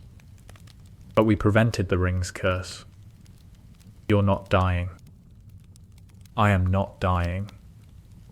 Which means the plan requires adjustment. The plan requires significant adjustment. And I have spent 2 years thinking about the adjustment, and I have not found one that preserves all the necessary elements. The necessary elements being Harry as the Elder Wand's master, Harry's voluntary death, and Harry's survival. Yes, then perhaps we should involve Harry in the planning. The sentence was quiet. The sentence was enormous. In the first timeline, Dumbledore had not told Harry. Dumbledore had kept Harry ignorant of the plan until the final moments, had allowed Harry to discover the truth through Snape's dying memories, had relied on Harry's courage to carry him into the forest without preparation or consent. Hermione had hated Dumbledore for this. Hermione had hated the manipulation, the secrecy, the calculated ignorance. Hermione had hated that Harry walked into the forest believing he was going to die, with no assurance of survival, because Dumbledore had decided that the purity of Harry's sacrifice required the absence of hope. Yes, Hermione said, we should involve Harry. The summer before 4th year, Dumbledore told Harry about the Horcruxes. Not everything. Not yet. Dumbledore told Harry that Voldemort had split his soul, that the fragments were being hunted and destroyed, and that Harry was connected to Voldemort through the scar in a way that would eventually need to be addressed. Dumbledore did not tell Harry that Harry was a Horcrux. Hermione had argued for full disclosure. Dumbledore had argued for staged revelation, on the grounds that telling a 14-year-old boy that he contained a fragment of a Dark Lord's soul and that the fragment's destruction might require his death was information that required careful contextual framing. He can handle it, Hermione said. He can handle the information. He cannot yet handle the implications. The implications require maturity that 14 does not yet provide. He's stronger than you think. He is exactly as strong as I think. He is also 14. The strength of 14 is real and significant and insufficient for the weight of what we are asking him to carry. You're making the same mistake you made before. Dumbledore looked at her. I beg your pardon? You're deciding what Harry can handle based on your assessment of his emotional capacity. In the events I know about, you decided Harry couldn't handle the truth and you kept it from him, and the keeping nearly destroyed him. He spent his 5th year angry and isolated and feeling manipulated because he was being manipulated, and the manipulation did real damage. And your proposal is? Tell him. Tell him everything. Let him process it. Let him be angry and scared and confused. Let him ask questions. Let him participate in the planning rather than being the subject of the planning. Dumbledore was quiet. The summer evening light came through the office windows, golden and warm. Fawkes was singing softly on his perch. You are very sure of this. I have watched what happens when you keep secrets from Harry. I have lived the consequences. The consequences are bad. The consequences of telling him may also be bad. The consequences of telling him include Harry being frightened and angry. The consequences of not telling him include Harry feeling betrayed by the people he trusts most, at the moment when trust matters most. Dumbledore looked out the window. The grounds were green and gold. Students were walking by the lake. The giant squid was basking in the shallows. Very well, Dumbledore said. We will tell Harry. Not today, but soon. Before the, the critical moment. Before the war. Before the war. Yes, fourth year brought the Triwizard Tournament, and with it a problem Hermione had wrestled with all summer: how much to change, how much to allow, and where the line between saving people and controlling them fell. The tournament happened. Without Crouch Jr.'s interference, the tournament was what it was supposed to be: a magical competition between 3 schools. The Goblet selected Cedric Diggory for Hogwarts, Fleur Delacour for Beauxbatons, Victor Krum for Durmstrang. Harry was not selected because nobody had entered Harry's name, because the person who would have entered Harry's name was in Azkaban. Harry was a spectator. Harry sat in the stands with Ron and Hermione and watched Cedric face a dragon and Fleur face the merpeople and Krum navigate the maze. And the watching was, Hermione thought, exactly right. Harry was 14. Harry did not need to face a dragon at 14. Harry needed to sit in the stands and eat popcorn and argue with Ron about whether Cedric's strategy was brilliant or reckless. Reckless, Ron said. Flying directly at the dragon's face is reckless. It worked, Harry said. Working doesn't make it not reckless. Working makes it exactly the right amount of reckless. That's not how reckless works, Harry. Cedric won the tournament. Cedric was awarded the Triwizard Cup. Cedric was alive and grinning and hoisted on the shoulders of the Hufflepuff students, and Hermione watched from the stands and thought about a graveyard where Cedric's body had fallen, and about the words "kill the spare," and about a boy who had come back holding his dead classmate, and about the fact that none of that had happened, and none of that would happen, and Cedric Diggory was alive. The gratitude was so fierce it felt physical. Krum asked Hermione to the Yule Ball. Hermione went, because going was normal, and because normalcy was something she craved after 3 years of carrying the weight of future knowledge. She danced. She wore the periwinkled blue robes. She let herself be 17 in a room full of music and candlelight and the particular fizzy happiness of a school dance. Ron was jealous. The jealousy was familiar from the first timeline. The specific Ron jealousy that manifested as sulking and pointed comments about international Quidditch players. And the familiarity was comforting, because the familiarity meant that some things were constant across timelines, that Ron's insecurity and Ron's loyalty and Ron's inability to express romantic interest through any mechanism other than jealousy were fundamental to Ron regardless of the circumstances. You looked nice, Ron mumbled after the ball in the common room at 2 a.m, with confetti in his hair and punch on his sleeve. Thank you, Ron, the robes. The periwinkle. It was. You looked. Thank you. Krum's too old for you. Krum is 17. I'm 14. 3 years is a lot. 3 years is not a lot. It's a lot in relative terms, in percentage terms. Ron, please stop doing maths about my date. I'm doing maths about your safety. My safety is not threatened by dancing. Your safety is threatened by Bulgarian Quidditch players who are too old for you by 3 years, which is a lot in percentage terms. Hermione looked at Ron. Ron looked at Hermione. The looking lasted 3 seconds too long, and then Ron went very red and said goodnight and walked into a chair on the way to the dormitory stairs. Fourth year brought the Triwizard Tournament, and the Triwizard Tournament brought a problem Hermione had not fully anticipated. The timeline was diverging. In the first timeline, Harry had been entered in the tournament against his will by Barty Crouch Jr., disguised as Alistair Moody. The tournament had been a trap, designed to bring Harry to the graveyard in Little Hangleton, where Voldemort would use Harry's blood to resurrect himself. Hermione knew this. Hermione had prepared for this. Hermione had told Dumbledore about Crouch Jr. and the Polyjuice deception and the Portkey trap. Dumbledore arrested Crouch Jr. in September before the tournament began. Crouch Jr. was discovered in Moody's trunk.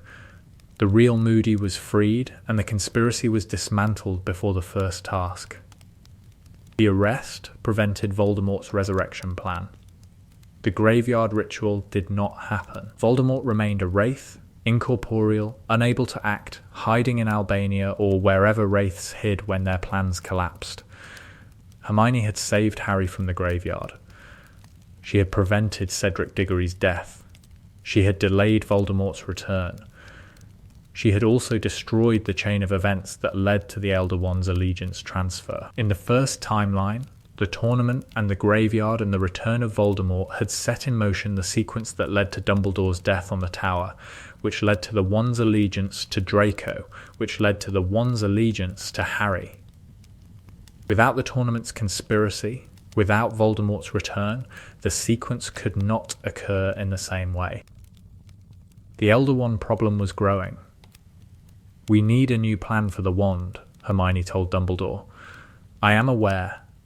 The old plan required your death. The new plan, whatever it is, needs to transfer the wand's allegiance to Harry without requiring anyone to die. The Elder Wand's allegiance transfers through defeat. I need to be defeated by someone Harry subsequently defeats. The defeat need not be lethal. You could be disarmed. A simple disarming charm transfers wand allegiance. If I am disarmed by, say, Professor Snape in a prearranged demonstration, and Harry subsequently disarms Professor Snape, the chain is complete. Can it be that simple? The Elder Wand's allegiance mechanics are ancient and not fully understood. The wand responds to power, to intent, to the genuine contest of wills. A prearranged disarming might not register as a genuine defeat. Then it needs to be genuine. A genuine defeat that is not lethal and that produces a chain of allegiance ending with Harry. In a controlled environment. With preparation. Without anyone getting hurt. Miss Granger, I appreciate your optimism. The solution came from an unexpected source. Snape.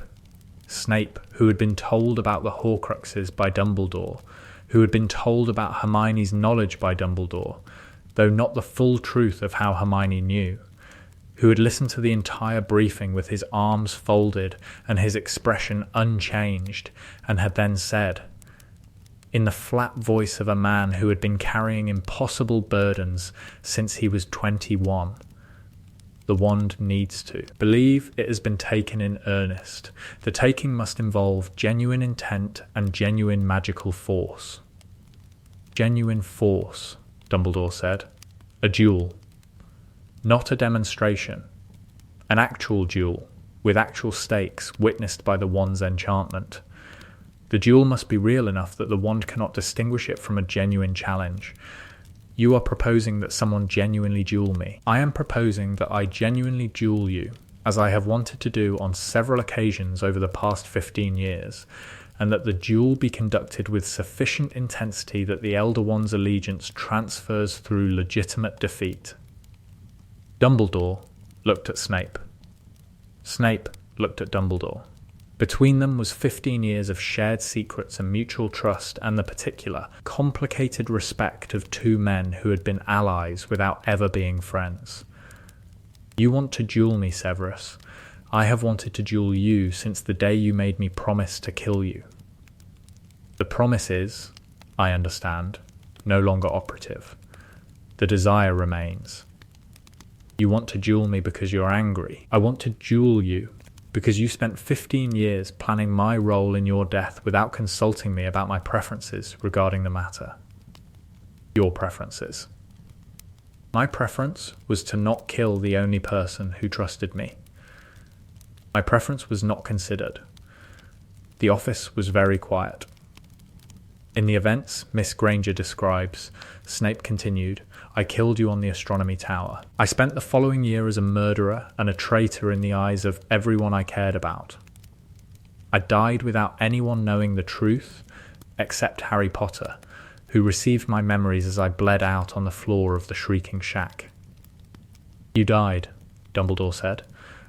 I died alone, in pain, having spent 20 years serving two masters and being trusted by neither, believing the entire time that my role in the plan was to be the villain so convincingly that even the people who should have known better believed it. Severus. Do not Severus me. You planned my death. You planned my role as your killer. You planned the destruction of my reputation and my relationships and the last shreds of dignity I possessed. You planned all of this without asking me, because you believed the plan was more important than my consent. The plan saved Harry. The plan required my destruction.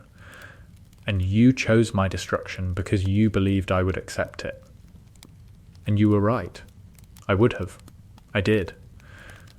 In the timeline Miss Granger describes, I accepted my destruction without complaint and died with your name on my lips. Metaphorically, Severus. So yes, Headmaster, I would like to duel you.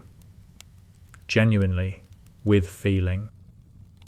The duel happened in June, in the Room of Requirement, witnessed by Harry and Hermione and McGonagall. The duel was real.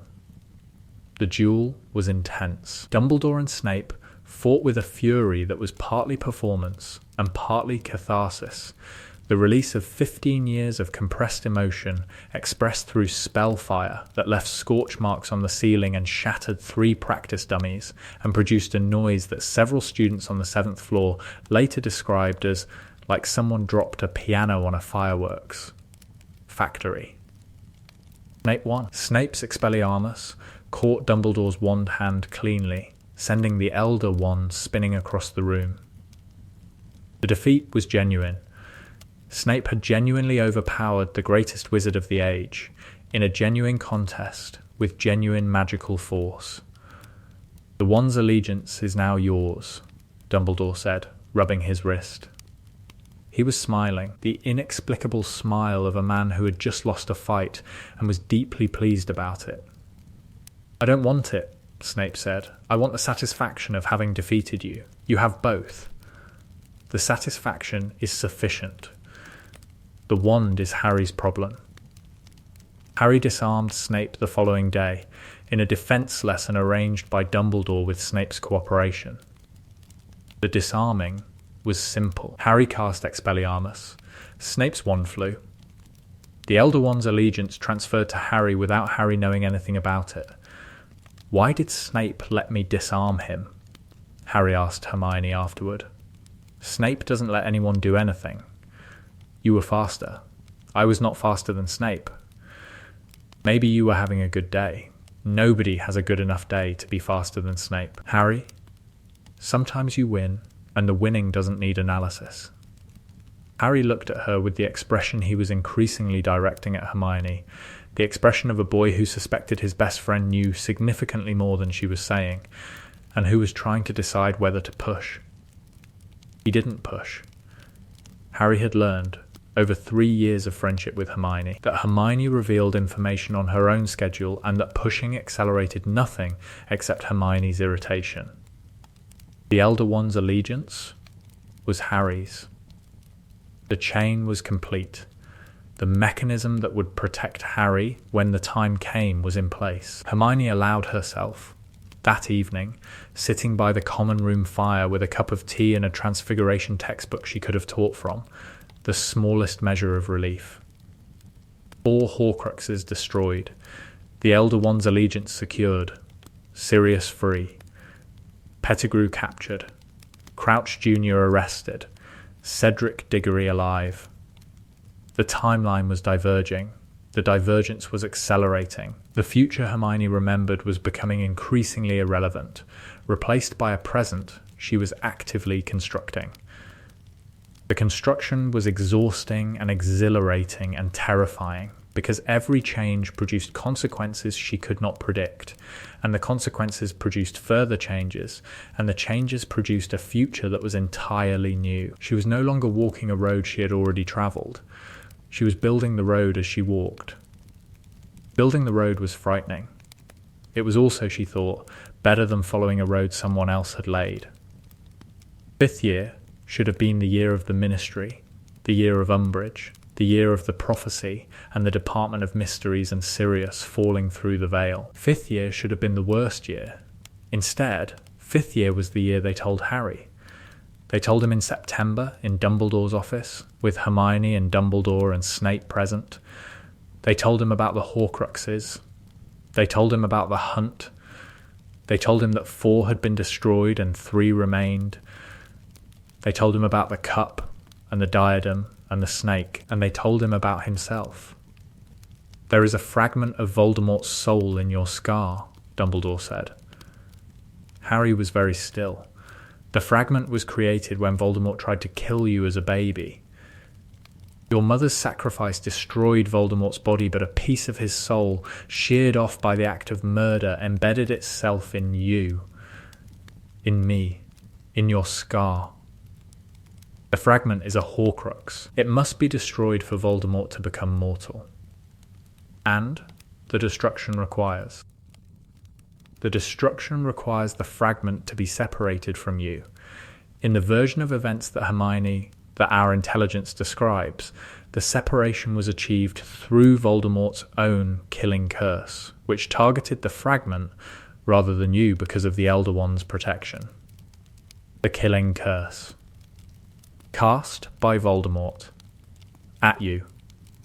Targeting the fragment, while the Elder Wand refuses to harm you because you are the Wand's true master. Harry looked at Hermione. "You knew," Harry said. "Yes, since when? Since the beginning. Since 1st year. Since before 1st year. And you didn't tell me. I've been working toward telling you. The telling required preparation. The Elder Wand's allegiance, the Horcrux destruction, it all needed to be in place before the telling could, before you could, before I could hear that I need to die, before we could ensure that the dying wouldn't be permanent." Harry looked at Dumbledore, at Snape, at Hermione. "You've all known. You've been planning around me. Planning my death. Planning your survival," Hermione said. "The Horcrux needs to die. You don't.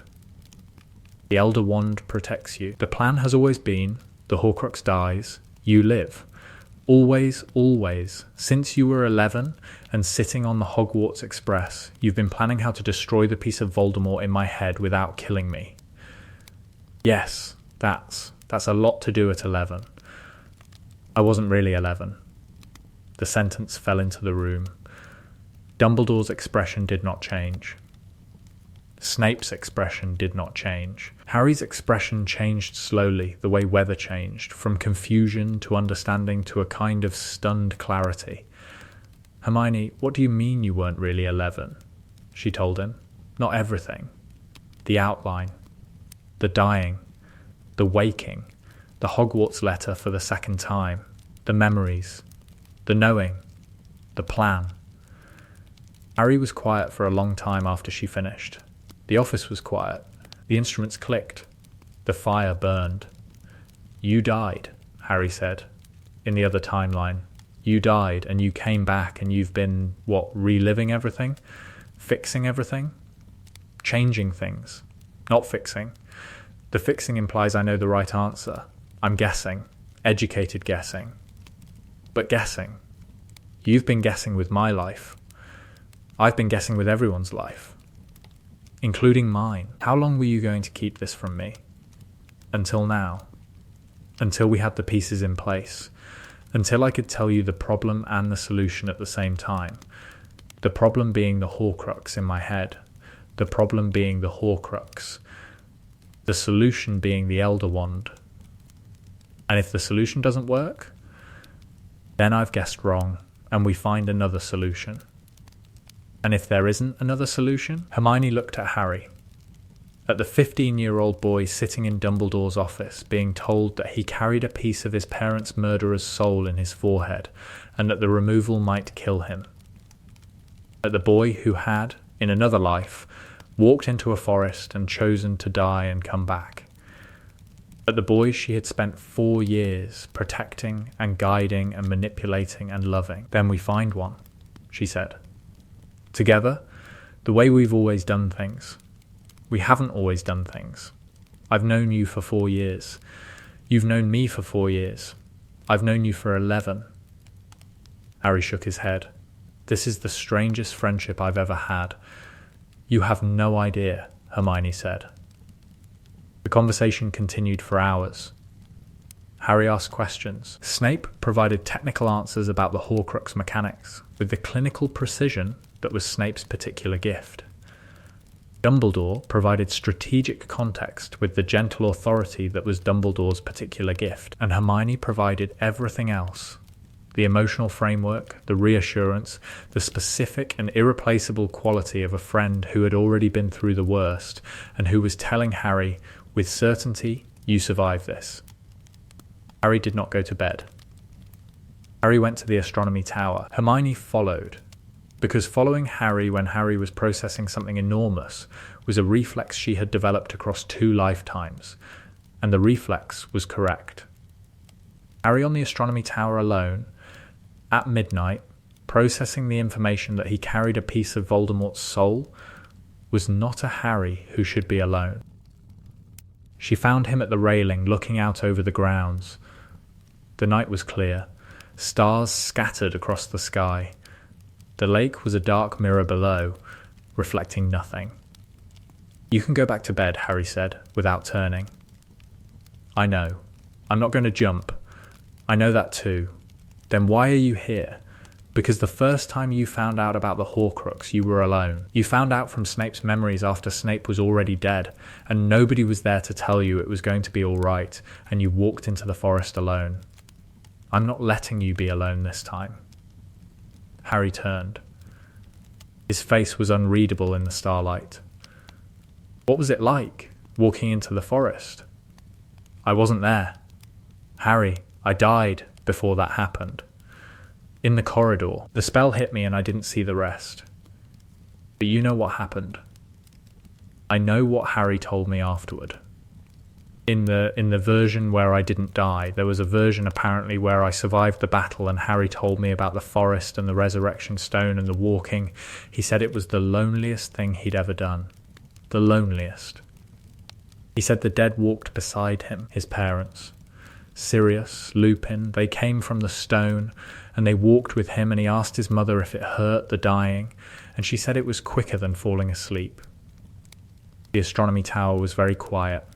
The wind moved across the battlements, cold and constant. Quicker than falling asleep, Harry repeated. That's what she said. According to Harry. According to the version of events I was told. And the coming back? He said the coming back was like waking from a dream.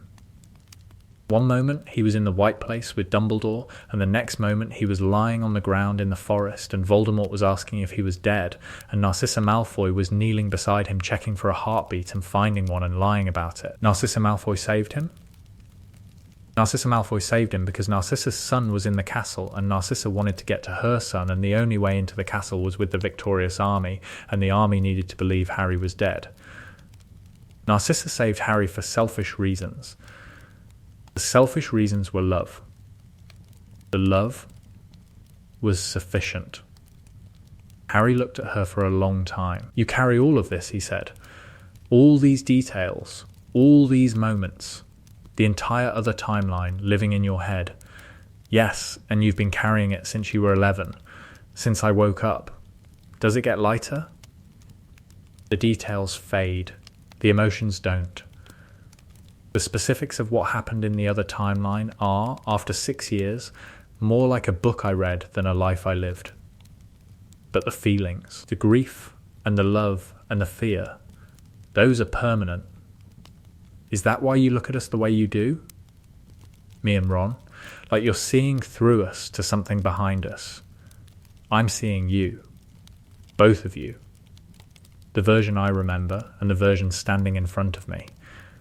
For a long time the remembered version was stronger. Now the version standing in front of me is stronger. Which version do you like better? This version. This, Harry. The one who found out about the Horcrux and came to the astronomy tower to look at the stars rather than hiding in his dormitory. The one who asked what it was like rather than what it meant. The one who is going to walk down those stairs and go to bed and wake up tomorrow and be, impossibly, fine. I'm going to be fine. You're going to be fine. How do you know? Because you're Harry. And Harry is always fine. Eventually, after some processing. And probably a Quidditch practice. Harry laughed. On the astronomy tower. At midnight. With the stars above and the information that he carried a fragment of a Dark Lord's soul in his forehead. Harry laughed the way a boy laughed when he had been given terrible news and who had found, in the giving, a friend who had already carried the news and who was telling him, with the authority of lived experience, "You survived this." They went downstairs. The castle was quiet around them. The staircases drifted. The portraits murmured. The torches burned low, casting long shadows on the stone walls. At the fat lady's portrait, Harry stopped. "Hermione?" "Yes?" "Thank you for not letting me do this alone. You were never going to do it alone." "That's not how this works." "How does it work?" "You carry the hard things, and we carry you carrying them. That's the deal. That's always been the deal. That seems uneven. The unevenness is the point. Nobody carries everything. Everyone carries something. The distribution is messy and imperfect, and it works. The messy works. The messy always works. It's the neat plans that fall apart. Harry gave the password. They climbed through the portrait hole. The common room was dark and warm. The fire burned to embers, the furniture casting familiar shapes in the low light. "Good night, Hermione." "Good night, Harry." Harry left the office at midnight. He walked through the castle without speaking. Hermione walked beside him. The corridors were dark and quiet, the torches burning low, the portraits murmuring in their sleep. "Hermione," Harry said at the entrance to Gryffindor Tower. "Yes, in the other timeline. The one you came from. Were we friends? We were the best friends I've ever had. You and Ron. The three of us. And I walked into a forest to die. You walked into a forest to save everyone. Did it work? It worked. Then I can do it again, if I have to. You won't have to. The Elder One protects you. But if the one doesn't work, if the plan fails, if everything goes wrong, I can walk into the forest. Because I did it once, and it worked. Harry, I'm not saying I want to. I'm saying I can. That matters to me, knowing I can. You can do anything, Harry. That's never been the question. What's the question? Whether you should have to. Harry smiled, small and tired and genuine. Good night, Hermione. Good night, Harry. She watched him climb through the portrait hole. She stood in the corridor and listened to the castle breathe. The castle was old and dark and full of sleeping children, and Hermione Granger was 15 years old and 32 years old, and she had just told her best friend the truth, and the truth had not destroyed him. She climbed through the portrait hole. She went to bed. She did not sleep for a long time, but she lay in the dark and listened to the familiar sounds of the castle at night, and the sounds were home. And the home was enough. The cup was retrieved from the Lestrange vault in December of 5th year. Dumbledore arranged it through Gringotts' Senior Governance Council, presenting evidence that the vault contained a dark artifact of extreme danger. The goblins were not cooperative. The goblins were never cooperative about vault access. Because vault security was the foundation of goblin banking, and compromising that foundation, even for legitimate reasons, was anathema to their institutional identity. Dumbledore persuaded them. Hermione did not know how, and Dumbledore did not share the details, but the persuasion involved, she suspected, the kind of ancient interspecies diplomatic leverage that Dumbledore had accumulated over 150 years of being Dumbledore. The cup was retrieved. The cup was destroyed. 5 down. The diadem was destroyed in January. Hermione led Dumbledore to the Room of Requirement, to the vast cathedral of hidden things, to the bust of the ugly old warlock with the dusty wig, to the tarnished tiara sitting on top. Rowena Ravenclaw's diadem, Dumbledore said, holding it. I searched for this for decades. It was here the whole time, in the room where students hide things they don't want found. The most famous lost artifact in wizarding history, sitting on a bust, under a wig, in a room full of broken furniture and empty bottles. Voldemort hid it here when he came to apply for the defense position. The arrogance is breathtaking. To hide a piece of your soul in a school, in a room anyone could find, relying on the sheer volume of accumulated rubbish to conceal it. Voldemort believed he was the only one who knew about the room. Voldemort believed many things that were not true. That was his primary weakness. The diadem was destroyed. 6 down. 2 remained. The snake and the boy. The snake was with Voldemort, wherever Voldemort was. Voldemort was incorporeal, a wraith, unable to act without a host body, and the wraith had been hiding since the failure of the Philosopher's Stone scheme and the arrest of Crouch Jr. Hermione did not know where the wraith was. Her foreknowledge was useless here because the timeline had diverged so thoroughly that the wraith's location and plans were entirely unpredictable. Voldemort will find a way back, Hermione told Dumbledore. He always does. The wraith is persistent. The wraith will find a host, or create a new ritual, or find some method of resurrection that I haven't anticipated. And when the wraith returns? When Voldemort returns, we need to destroy the snake and then deal with the fragment in Harry. The order matters. The snake first. Then Harry. The snake may be difficult to reach while Voldemort possesses a body. The snake will be extremely difficult to reach. The snake is always with Voldemort. Killing the snake requires getting close to Voldemort, which requires a confrontation. A confrontation that we will, ideally, be prepared for. A confrontation that we have been preparing for since I was 11. The Horcrux hunt was nearly complete.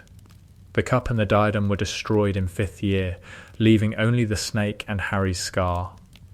And without Voldemort possessing a body, the snake was wherever Voldemort's wraith was, which was, in Dumbledore's assessment, somewhere inconvenient, and probably Albania.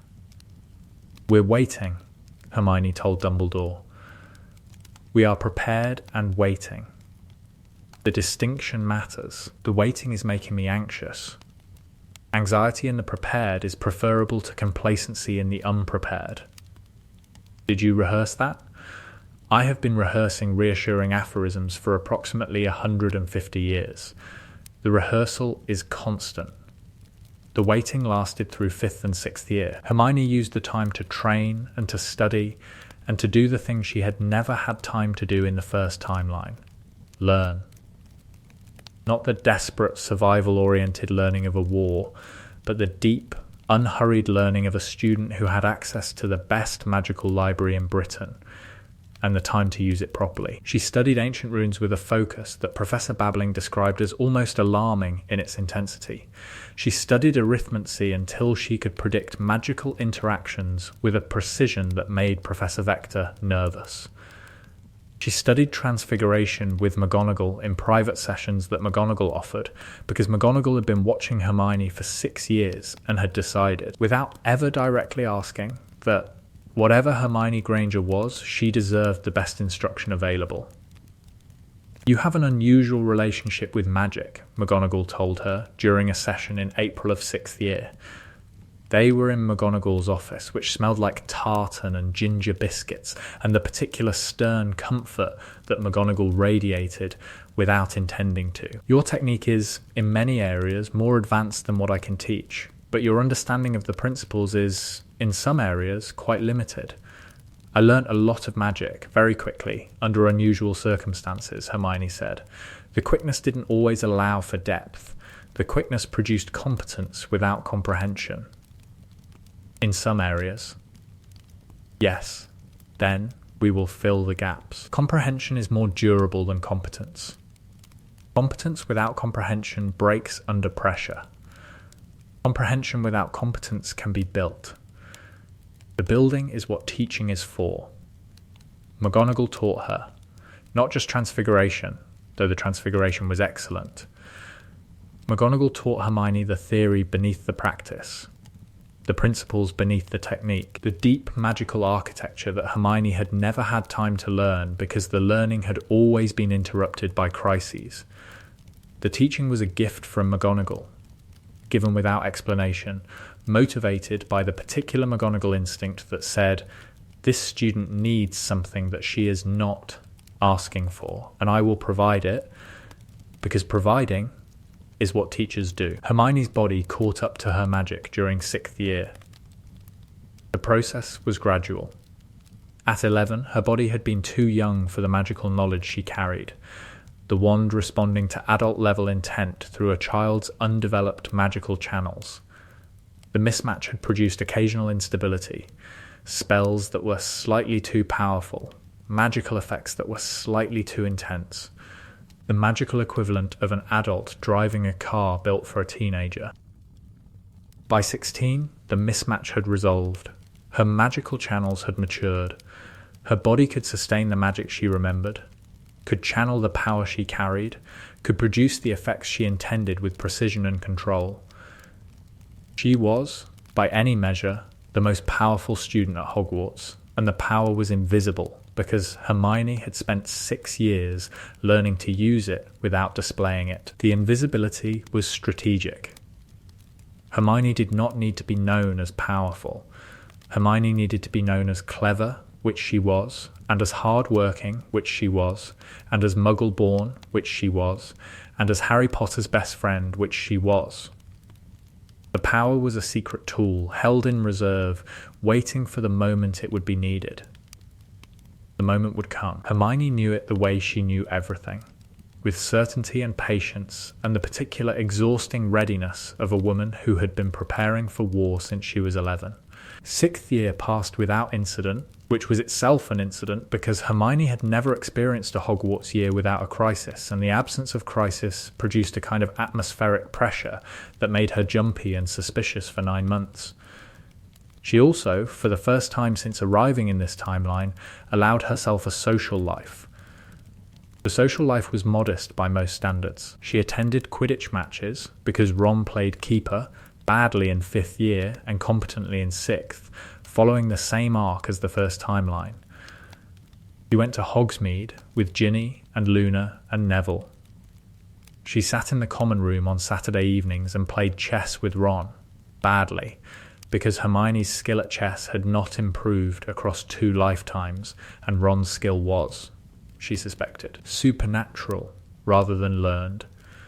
"You're doing the thing where you try to think 12 moves ahead," Ron told her, moving his queen with the casual confidence of a general deploying a tank. "Chess isn't about thinking ahead. Chess is about feeling the board. That's not how chess works. That's how I play chess. You play chess like a lunatic. I play chess like a winner. Check, how is that check? Your queen is on the other side of the board. The queen was a distraction. The bishop did the actual work. Checkmate in 2. Checkmate in 2? 1 if you move your king left. 2 if you move it right. I hate you. You love me. I hate the way you play chess." That's the same thing.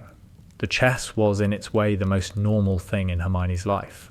The chess was a thing that existed outside the timelines, outside the planning, outside the wait. The chess was two people sitting across a board and one of them losing consistently and the other one grinning about it. And the losing and the grinning were human and ordinary and exactly what Hermione needed. She went home for Christmas that year.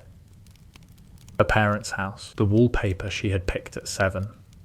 The glow-in-the-dark stars on the ceiling, still wrongly arranged, still beautiful. Her mother made roast dinner. Her father told jokes that were not funny and that everyone laughed at because the not funny was the joke. They pulled crackers and wore paper crowns and watched the Queen's speech on television. The Muggle television that sat in the corner of the sitting room and that received exactly 0 magical channels. "Are you happy, darling?" her mother asked, washing up after dinner. "Yes, Mum, you seem. The last few years you've seemed, I don't know, older than you should be. I've grown up a lot. You've grown up too fast. Maybe, but I'm here now. And I'm happy. Then, I'm happy." Her mother handed her a dish to dry. The dish was a plate with blue flowers on the rim, the plates they had used for every Christmas dinner since Hermione was 5. The plate was familiar and warm from the water and exactly the same as it had always been. Hermione dried the plate. Her mother washed the next one. The kitchen smelled like roast dinner and washing up liquid, and the particular irreplaceable smell of home. She had not obliviated her parents. In this timeline, she had not needed to. Her parents knew she was a witch. Her parents knew she was at a magical school. Her parents did not know about the war, or the Horcruxes, or the other timeline. Her parents knew their daughter was happy and safe and home for Christmas, and the knowing was complete. Hermione had given them that. Among all the things she had changed and manipulated and engineered, the simplest and most important was this. Her parents' memories were intact. Her parents knew her. Her parents' name was Granger, not Wilkins. Her parents lived in England, not Australia. Her parents were hers. She used the time. She trained, not in public, not in classrooms, but in the room of requirement, late at night, practicing the magic she remembered from the war, dueling, defensive enchantments, healing, the particular brutal, desperate magic that you learned when you fought for your life against people who were trying to end it. Her body was 16. Her magic was, she thought, something between 16 and 30. The body had grown into the magic over the years. The childhood limitations gradually receding as adolescence provided the physical and neurological development necessary to channel adult-level magical power. She was not yet as powerful as she had been at 18 in the first timeline, but she was close, and the closeness was growing. Harry trained with her some nights.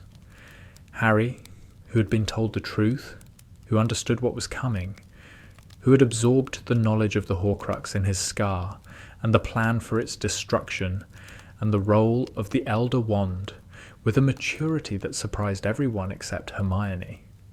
"You expected me to handle it," Harry said, during a training session in November. "I knew you could handle it.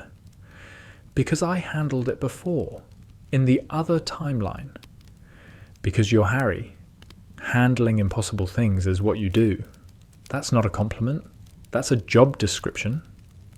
Maybe they're the same thing." Ron trained with them too when Ron found out. Ron found out in October because Ron was perceptive, and because Harry was a terrible secret keeper, and because Ron walked into the room of requirement at midnight looking for his missing chess set, and found his 2 best friends dueling with spellfire that left scorch marks on the ceiling. "What the hell?" Ron said. "Ron," Harry said, we can explain. You're dueling at midnight in a secret room with magic that I'm fairly sure isn't on the curriculum." "There's a war coming," Harry said. "There's always a war coming. You're still not on the curriculum," Harry told Ron. Not everything, because Harry was still processing everything and couldn't articulate all of it, But enough. The Horcruxes. The plan. The fact that Hermione knew things she shouldn't know and that the knowing had a complicated explanation. Ron listened. Ron's face went through the stages Hermione recognized from a lifetime of Ron processing. Confusion, alarm, hurt, more confusion, a detour through anger, and then the settling. The particular Ron settling that meant Ron had decided to accept the situation, regardless of how strange it was, because his friends needed him and needing was sufficient. "You're telling me Hermione can see the future," Ron said. "Not exactly," Hermione said. "You're telling me Hermione has seen a future. Closer. And the future involved a war. And Voldemort and Harry dying and coming back. And you're trying to make the war go differently this time." "Yes." "And you didn't tell me because?" "Because the telling had to happen in stages. Because the information is dangerous. Because you weren't sure I could handle it." The sentence was quiet and accurate and landed exactly where Ron had aimed it. "Because I wasn't sure anyone could handle it," Hermione said. "And because telling you meant admitting that the Ron I knew, the Ron from the other timeline, isn't you. You're different. You're your own person. And the difference is it's hard." "Hard how?" "Hard because I loved the other Ron, and you're not him, and you are him. And the being both and neither is the hardest thing about being back." Ron looked at her for a long time, his face doing things that Ron's face did when Ron was experiencing emotions he didn't have vocabulary for.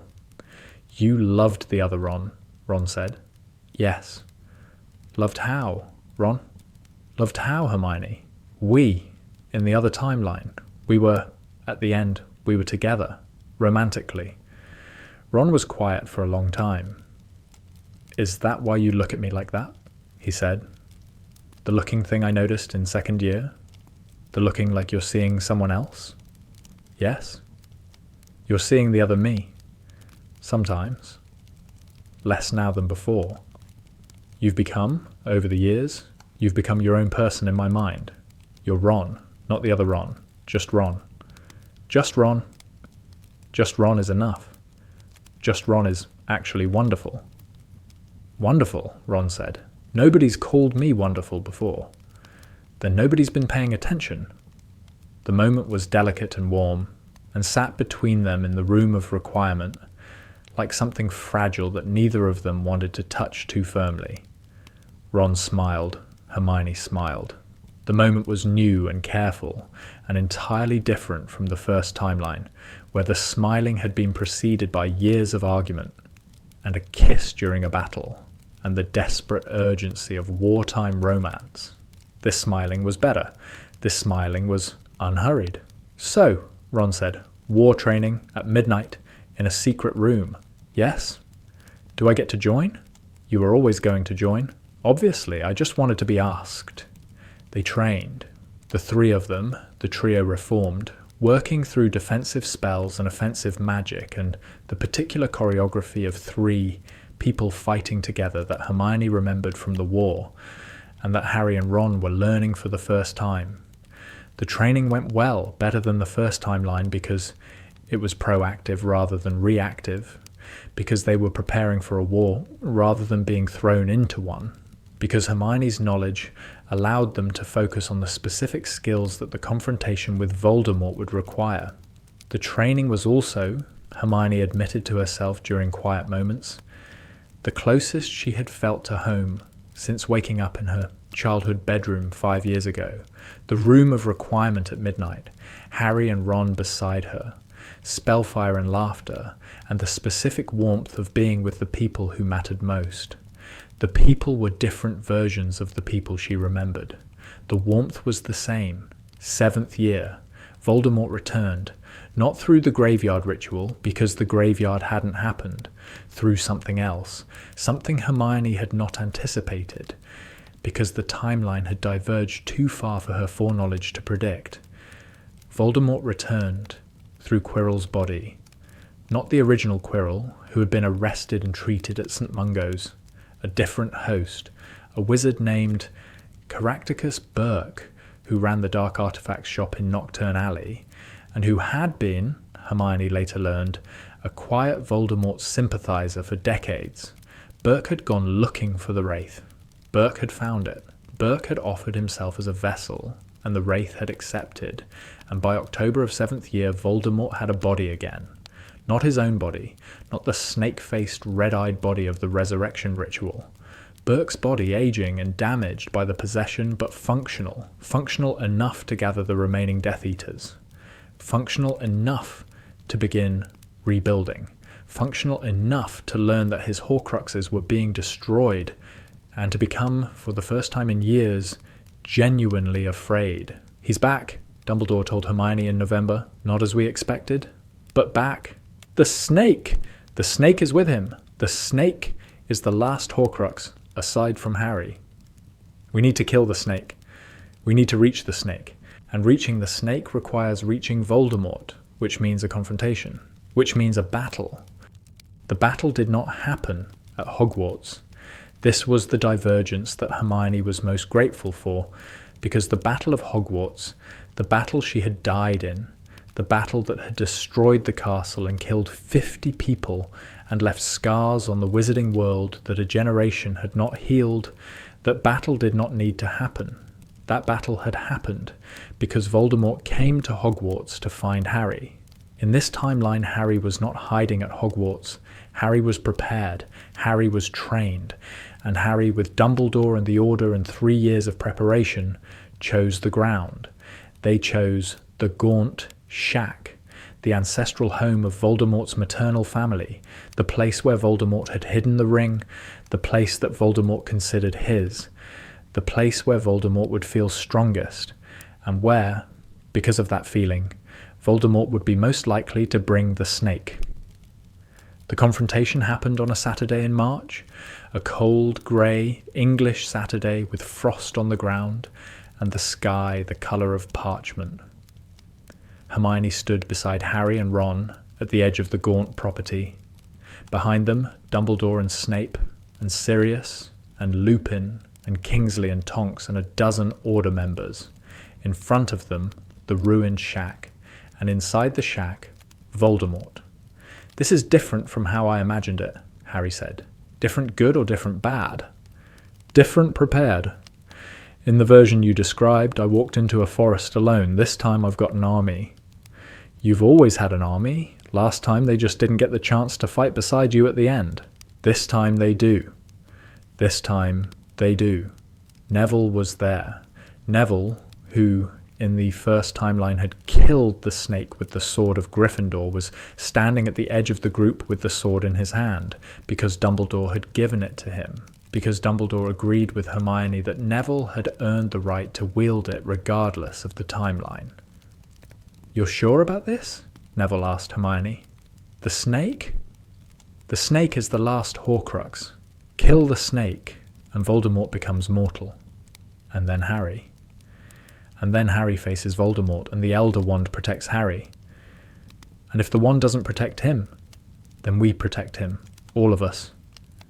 The confrontation was short and brutal, and nothing like the extended theatrical battles of Hermione's first timeline. Dumbledore drew Voldemort out. Snape and Sirius engaged the Death Eaters. Neville killed the snake. The moment was exactly as Hermione had imagined it across 2 timelines, in both versions of events. Neville Longbottom, round-faced and steady and holding the sword of Gryffindor, facing a magical serpent that was the last anchor of the most dangerous dark wizard in history, and swinging. In the first timeline, Neville had killed the snake during the Battle of Hogwarts, pulling the sword from the Sorting Hat while his body burned and the Death Eaters watched, and the moment was impossible and terrible and heroic. In this timeline, Neville killed the snake in a frost-covered yard in Little Hangleton, with the Order at his back, and the plan in place, and the moment precise and prepared and no less heroic for being anticipated. Hermione had argued for Neville. When Dumbledore asked who should carry the sword, Hermione had said Neville, and when Dumbledore asked why, Hermione had said, "Because Neville earned it." In every version of this story, Neville is the one who kills the snake. The earning transcends timelines. Dumbledore had looked at her with the expression he wore when Hermione said something that was either profound or presumptuous, the expression that managed to convey respect and skepticism simultaneously. "You believe in Constance," Dumbledore said. "I believe in Neville. Those may be the same thing." Neville did not know why he had been chosen. Neville knew only that Dumbledore had given him the sword of Gryffindor and told him that when the time came, the snake must die, and that Neville was the person for the task. "Why me?" Neville had asked Hermione in the room of requirement the night before the confrontation. "Because you're brave. Lots of people are brave. Because you're brave in the specific way that this requires. The snake is going to be terrifying. The snake is going to be fast and lethal, and you're going to have approximately one chance, and the chance is going to require you to step forward when every instinct tells you to step back. And you think I can do that? I know you can do that. How do you know? Because I've seen you do it." Neville looked at her. He looked at her the way a 17-year-old looked when he had spent 7 years being told he was inadequate, who had spent 7 years proving the telling wrong, who had arrived at a place of quiet certainty that was, Hermione thought, more genuinely brave than Harry's dramatic courage, because Harry's courage was instinctive and Neville's was chosen. "Okay," Neville said, "I'll do it." "I know." The killing was quick. The snake, Nagini, lunged at Neville. Neville swung the sword. The blade caught the snake behind the head, and the Horcrux inside the snake screamed and died, and the snake's body fell into the frozen grass. And Voldemort, standing in the doorway of the shack, felt it. Voldemort felt the last external Horcrux die, and the feeling produced a change in his face that Hermione had never seen before in any timeline. The change was fear, not anger, not rage. Fear. The fear of a man who had spent 50 years making himself immortal and who had just felt the last of his immortality stripped away. Voldemort was mortal. Voldemort, for the first time since he was a teenager in this very house, could die. Harry stepped forward. "Tom," Harry said. Voldemort looked at Harry. Burke's face, possessed and deteriorating, twisted with the fear and the rage and the incomprehension of a man who had been beaten by children. "You cannot kill me," Voldemort said. "I cannot be killed." "You can. You have been. 6 times over. The diary, the ring, the locket, the cup, the diadem, the snake. There's one left, and it's going to be your problem, not mine." "The scar," Voldemort said. "The fragment in the boy's scar. You cannot destroy it without killing him." "I can if you help." Voldemort raised his wand. The wand was not the Elder Wand. The wand was Burke's wand, adequate but ordinary. The wand that Voldemort wanted, the one that Voldemort believed he needed, was in Dumbledore's hand. Or so Voldemort believed. "Avada Kedavra," Voldemort said, and the green light erupted toward Harry, and Hermione's heart stopped, and the world held its breath. The killing curse hit Harry. Harry fell. The fragment in Harry's scar screamed and died. Harry lay on the frozen ground, not breathing, not moving. 1 second, 2, 3. Harry opened his eyes. The Elder Wand, whose true allegiance was to Harry and not to Dumbledore and not to anyone Voldemort could have anticipated, had refused to kill its master. The curse had destroyed the Horcrux and left Harry alive. Harry stood up. Voldemort stared. "My turn," Harry said, and cast Expelliarmus, and the wand in Voldemort's hand flew, and Voldemort was disarmed, and Voldemort was mortal, and Voldemort was wandless, and the killing curse that Voldemort had cast rebounded through the connection between the wands that no longer existed, and the wand allegiance that Voldemort did not understand, and Voldemort fell. Burke's body crumpled, the possession ended, the wraith departed, and this time the departure was final. because there were no Horcruxes to anchor the soul, no fragments to catch the consciousness, no safety net of immortality to prevent the dying. Voldemort died, for the last time, in the frost-covered yard of a ruined shack in a village nobody remembered, surrounded by people who had been preparing for this moment for years. The silence after was immense. Then Harry turned to Hermione and said, "It worked. It worked. Your plan worked. Our plan. Your plan that became our plan because you let it.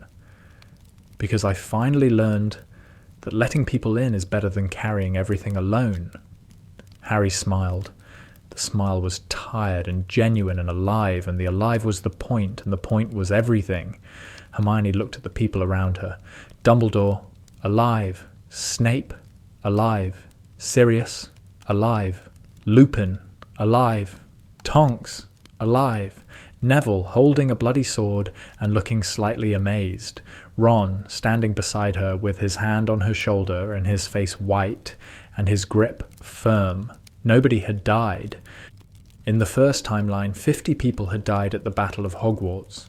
Fred Weasley, Remus Lupin, Nymphadora Tonks, Colin Creevey, Lavender Brown, Severus Snape, 50 people whose deaths Hermione had carried for years, whose names she had memorized, whose faces she saw when she closed her eyes.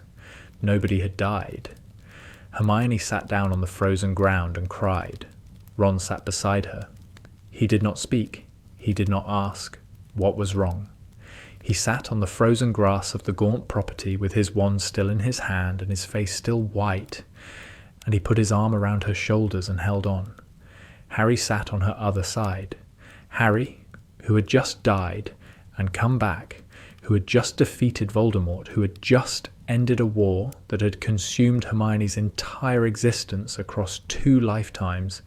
Harry sat on the frozen ground and leaned against Hermione's shoulder and breathed. The 3 of them sat together in the frost. Around them, Order members were securing the property, checking the Death Eaters, arranging transport.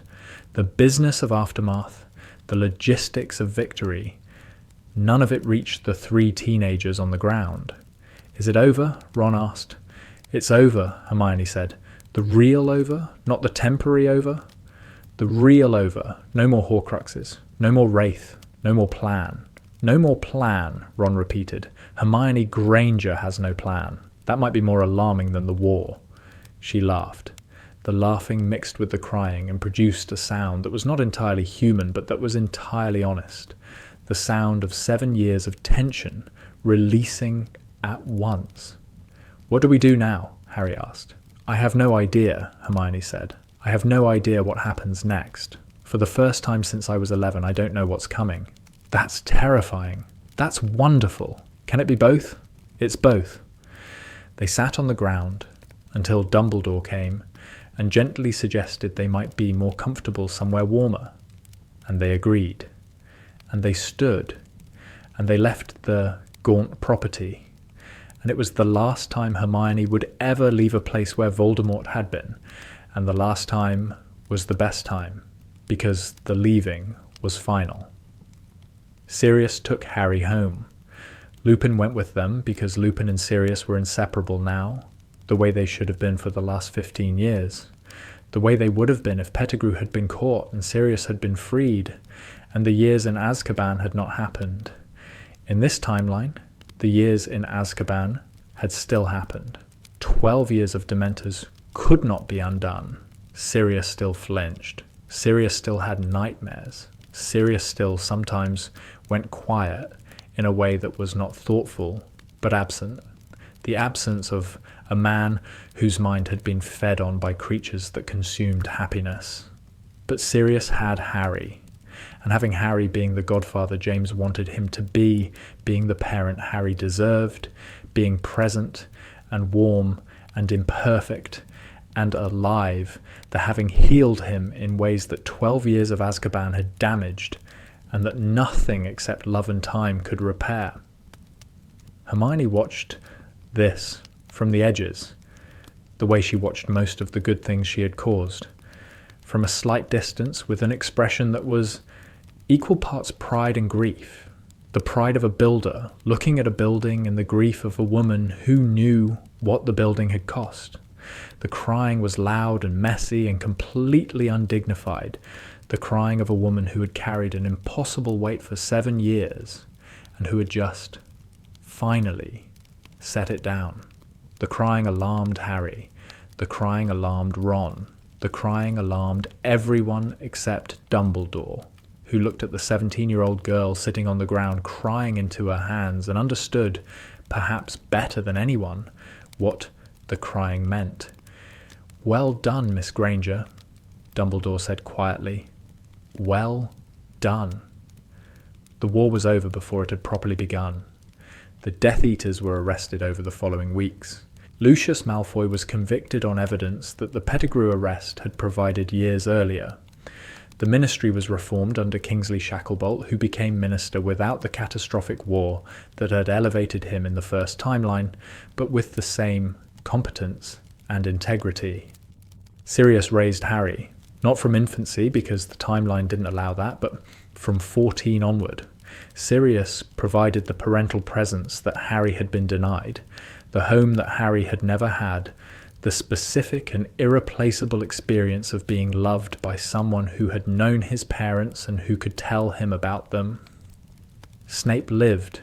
Snape continued teaching because Snape, despite loathing every aspect of teaching, was incapable of imagining a life that did not involve standing in front of ungrateful adolescents and being sarcastic about their inadequacies. Snape's relationship with Harry improved marginally, which for Snape meant that Snape occasionally addressed Harry by name rather than Potter, and that the sarcasm decreased by a barely measurable fraction. "He called me Harry," Harry reported to Hermione after a potions lesson in 7th year. "He called you Harry. Once. He then immediately called me Potter again. But the Harry was there. I heard it. Progress. Glacial progress. Progress is progress." Luna told Hermione something in the spring after the war that stayed with her. They were at Hogwarts, walking by the lake. Luna had returned to complete her 7th year because Luna's approach to education, like Luna's approach to everything, operated on its own logic and its own schedule. The lake was blue. The sky was clear. The giant squid was basking. "You're different," Luna said. "Oh, different how?" "You're lighter.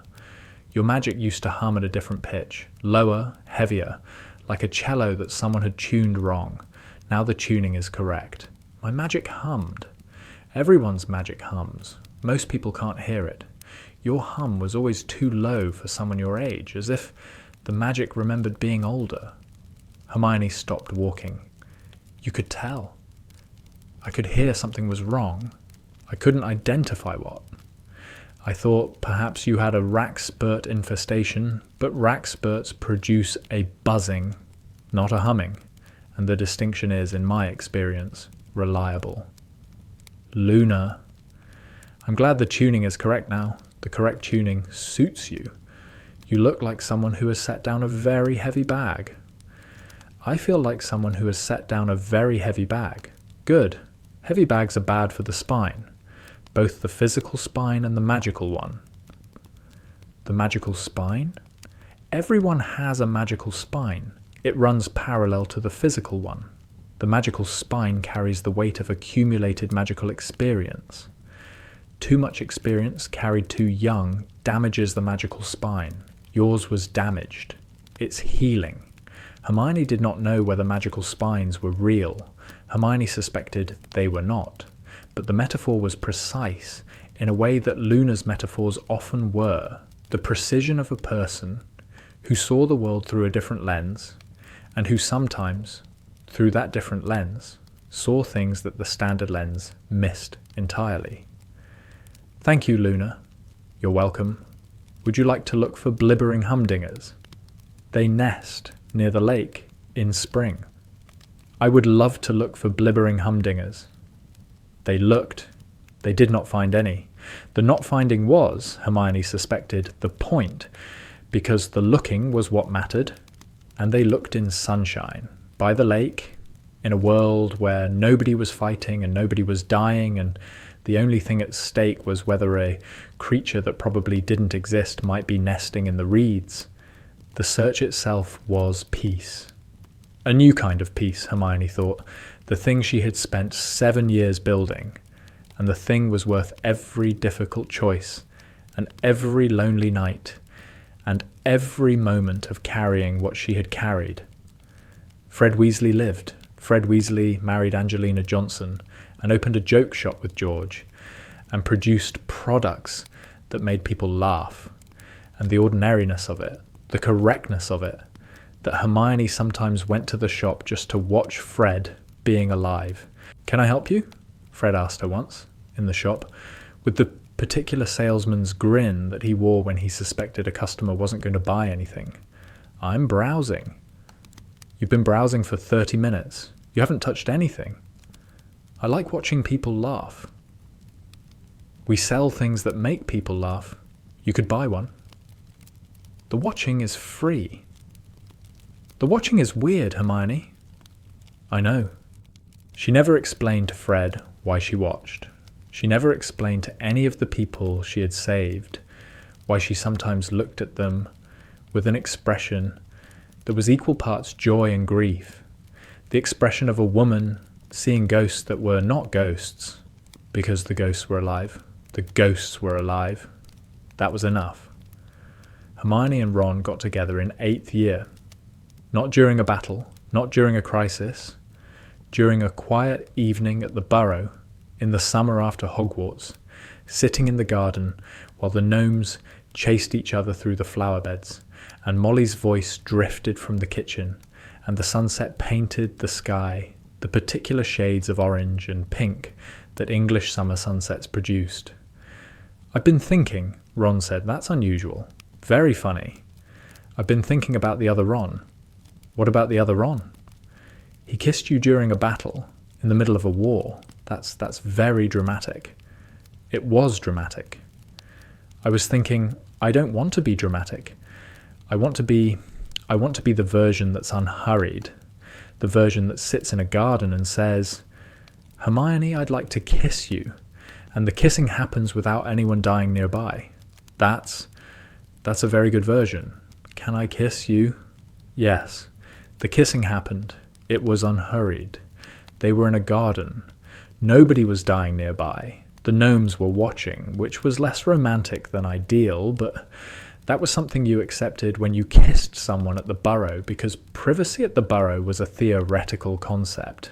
The kissing was, Hermione thought, the first moment of the new life, the first moment that belonged entirely to this timeline, and not to the memory of another.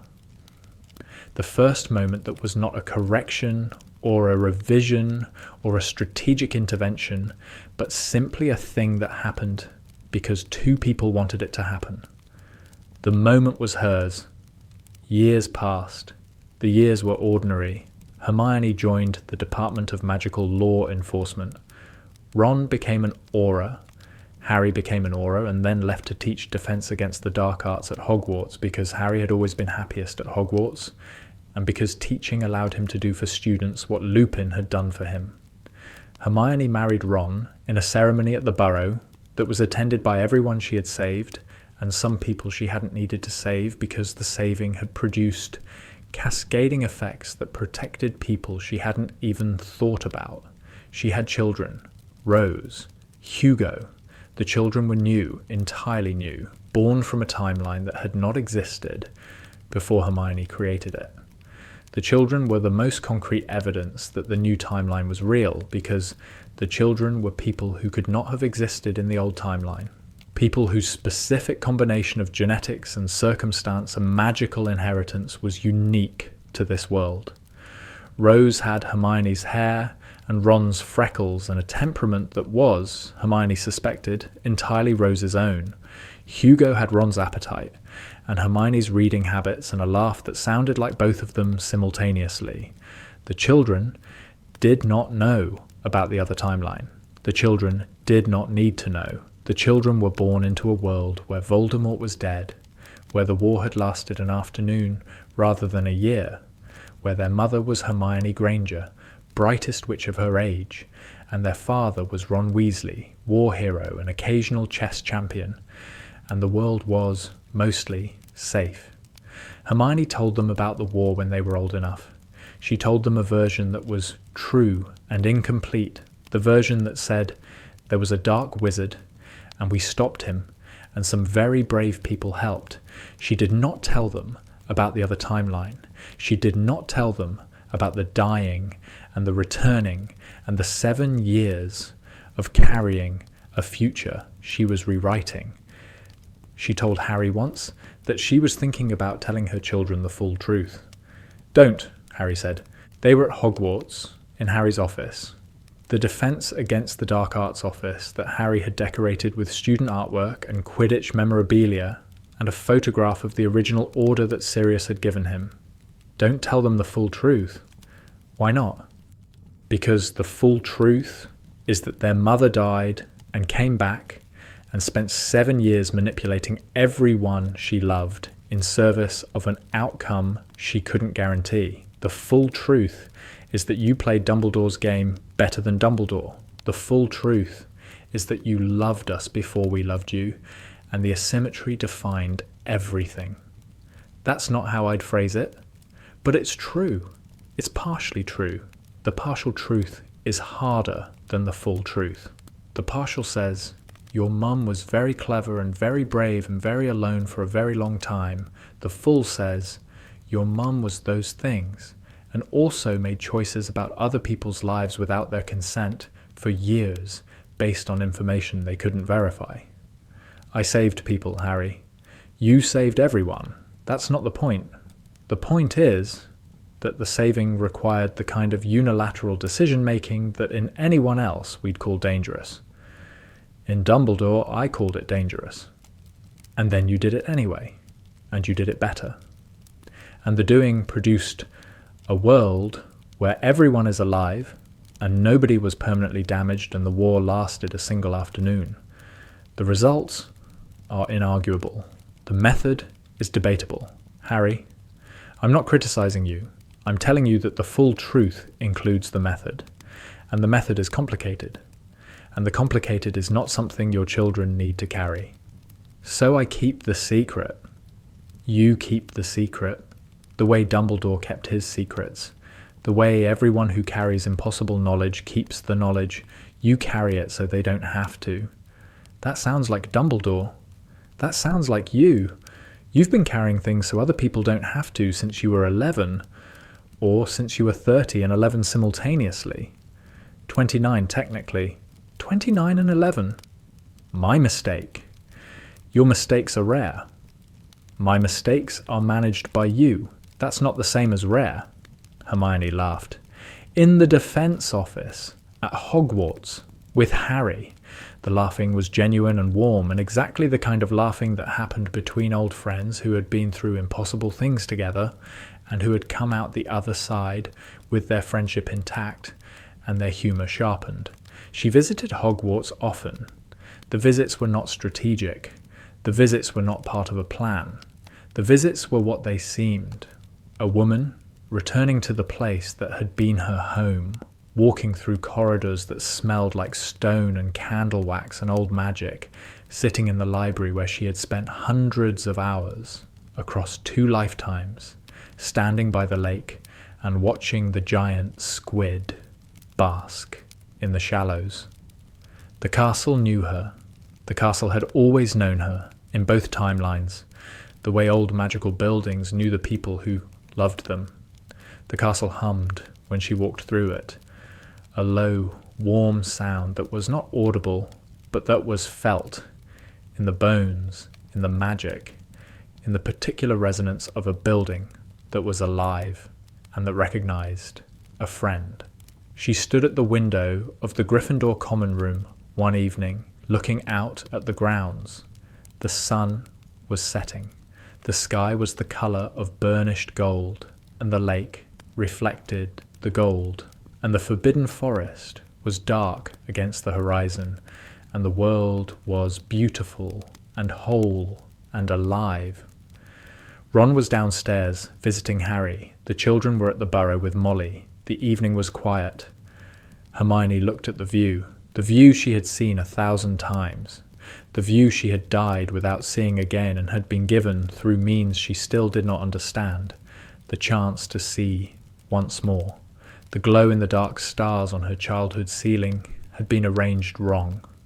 The arrangement had bothered her as a child, because the pattern was not astronomically accurate, because the stars were placed where her father's hands could reach, rather than where the constellations actually appeared. The wrongness of the stars had been one of the earliest things she remembered noticing, the earliest evidence of the analytical mind that would define her life. She did not mind the wrongness anymore. The stars were placed where her father's hands could reach. The placing was love, not accuracy. The love was better than the accuracy. The sunset faded. The grounds darkened. The castle's windows began to glow with warm yellow light. One by one, the lights of classrooms and common rooms and dormitories where children were studying and talking and eating and arguing and falling asleep. Hermione stood at the window and watched the lights come on and felt for the first time in a very long time that she had finished carrying. Not the knowledge was permanent, the knowledge of 2 lifetimes, the memories of a world that had ceased and a world she had built. Those memories would not fade, but the weight of the carrying, the specific, exhausting, lonely weight of being the only person who remembered a world that no longer existed, that weight had, somewhere along the way, without Hermione noticing, been set down. Not because the memories had faded, because the new memories had accumulated. 18 years of new memories, built on top of the old ones, had grown until the new memories were heavier than the old ones, and the balance had shifted, and the world she was living in had become more real than the world she remembered. The old timeline was a book she had read. The new timeline was the life she was living. The lights of Hogwarts glowed in the dark. The castle breathed. The evening settled over the grounds like a blanket, soft and dark and gentle, and Hermione Granger stood at the window and watched the world she had built carry on without her intervention, self-sustaining, alive, enough. She turned from the window. She went downstairs to find Ron and Harry. She found them in the defense office, arguing about Quidditch, which was what Ron and Harry argued about when there were no Dark Lords to defeat and no Horcruxes to destroy and no timelines to rewrite. The cannons' problem is recruitment, Ron was saying. The cannons' problem is that they're the cannons, Harry said. That's not constructive. It's accurate. Hermione sat down. Ron poured her tea. The tea was warm. The office was warm. The argument was warm, in the way that arguments between old friends were warm, the warmth of familiarity and affection, and the knowledge that the argument itself was the point, not the resolution. The cannons are fine, Hermione said. Ron and Harry both looked at her. You hate Quidditch, Ron said. I hate Quidditch, but the cannons are fine. You don't know anything about the cannons. I know they make you happy. Teams that make people happy are fine. Ron grinned. The grin was Ron's grin, entirely Ron's. Not the other Ron's. Not the memories. Just Ron's. The grin belonged to this timeline and this man and this evening and this tea, and the belonging felt complete. The tea cooled. The conversation drifted. The evening deepened. Outside the office windows, Hogwarts settled into the particular quiet of a castle at night. The quiet that was not silence but presence, the accumulated hum of 1,000 years of magic and memory and life. Hermione finished her tea. She leaned back in her chair. She closed her eyes. The castle breathed around her. The breathing was familiar. It was home. And for the first time since waking up in a bedroom covered in wrongly placed stars, Hermione Granger was not carrying anything. She was not planning. She was not managing. She was not rewriting. She was sitting in a warm room with the people she loved, in a world she had built, in a life she had chosen. And the sitting was enough. Outside the window, the last light faded from the grounds. The lake turned from gold to silver to black. The forbidden forest settled into its ancient dark. An owl crossed the sky, silent, heading toward Hogsmeade. The castle breathed. The castle had always breathed, and the breathing had always been home, and the home had always been here, waiting for her, patient and warm and old enough to hold 2 lifetimes without strain. Hermione Granger closed her eyes. The castle breathed around her. The fire crackled. Ron's voice and Harry's voice drifted through the warm air, arguing about Quidditch, the argument that never ended and that never needed to, because the argument was the friendship, and the friendship was the point. The friendship was the point. It had always been the point. Across timelines, across lifetimes, across the impossible distance between a girl who died in a corridor and a woman who woke in a bedroom covered in wrongly placed stars. The stars were wrong. The stars were placed where her father's hands could reach. The placing was love. The love was enough.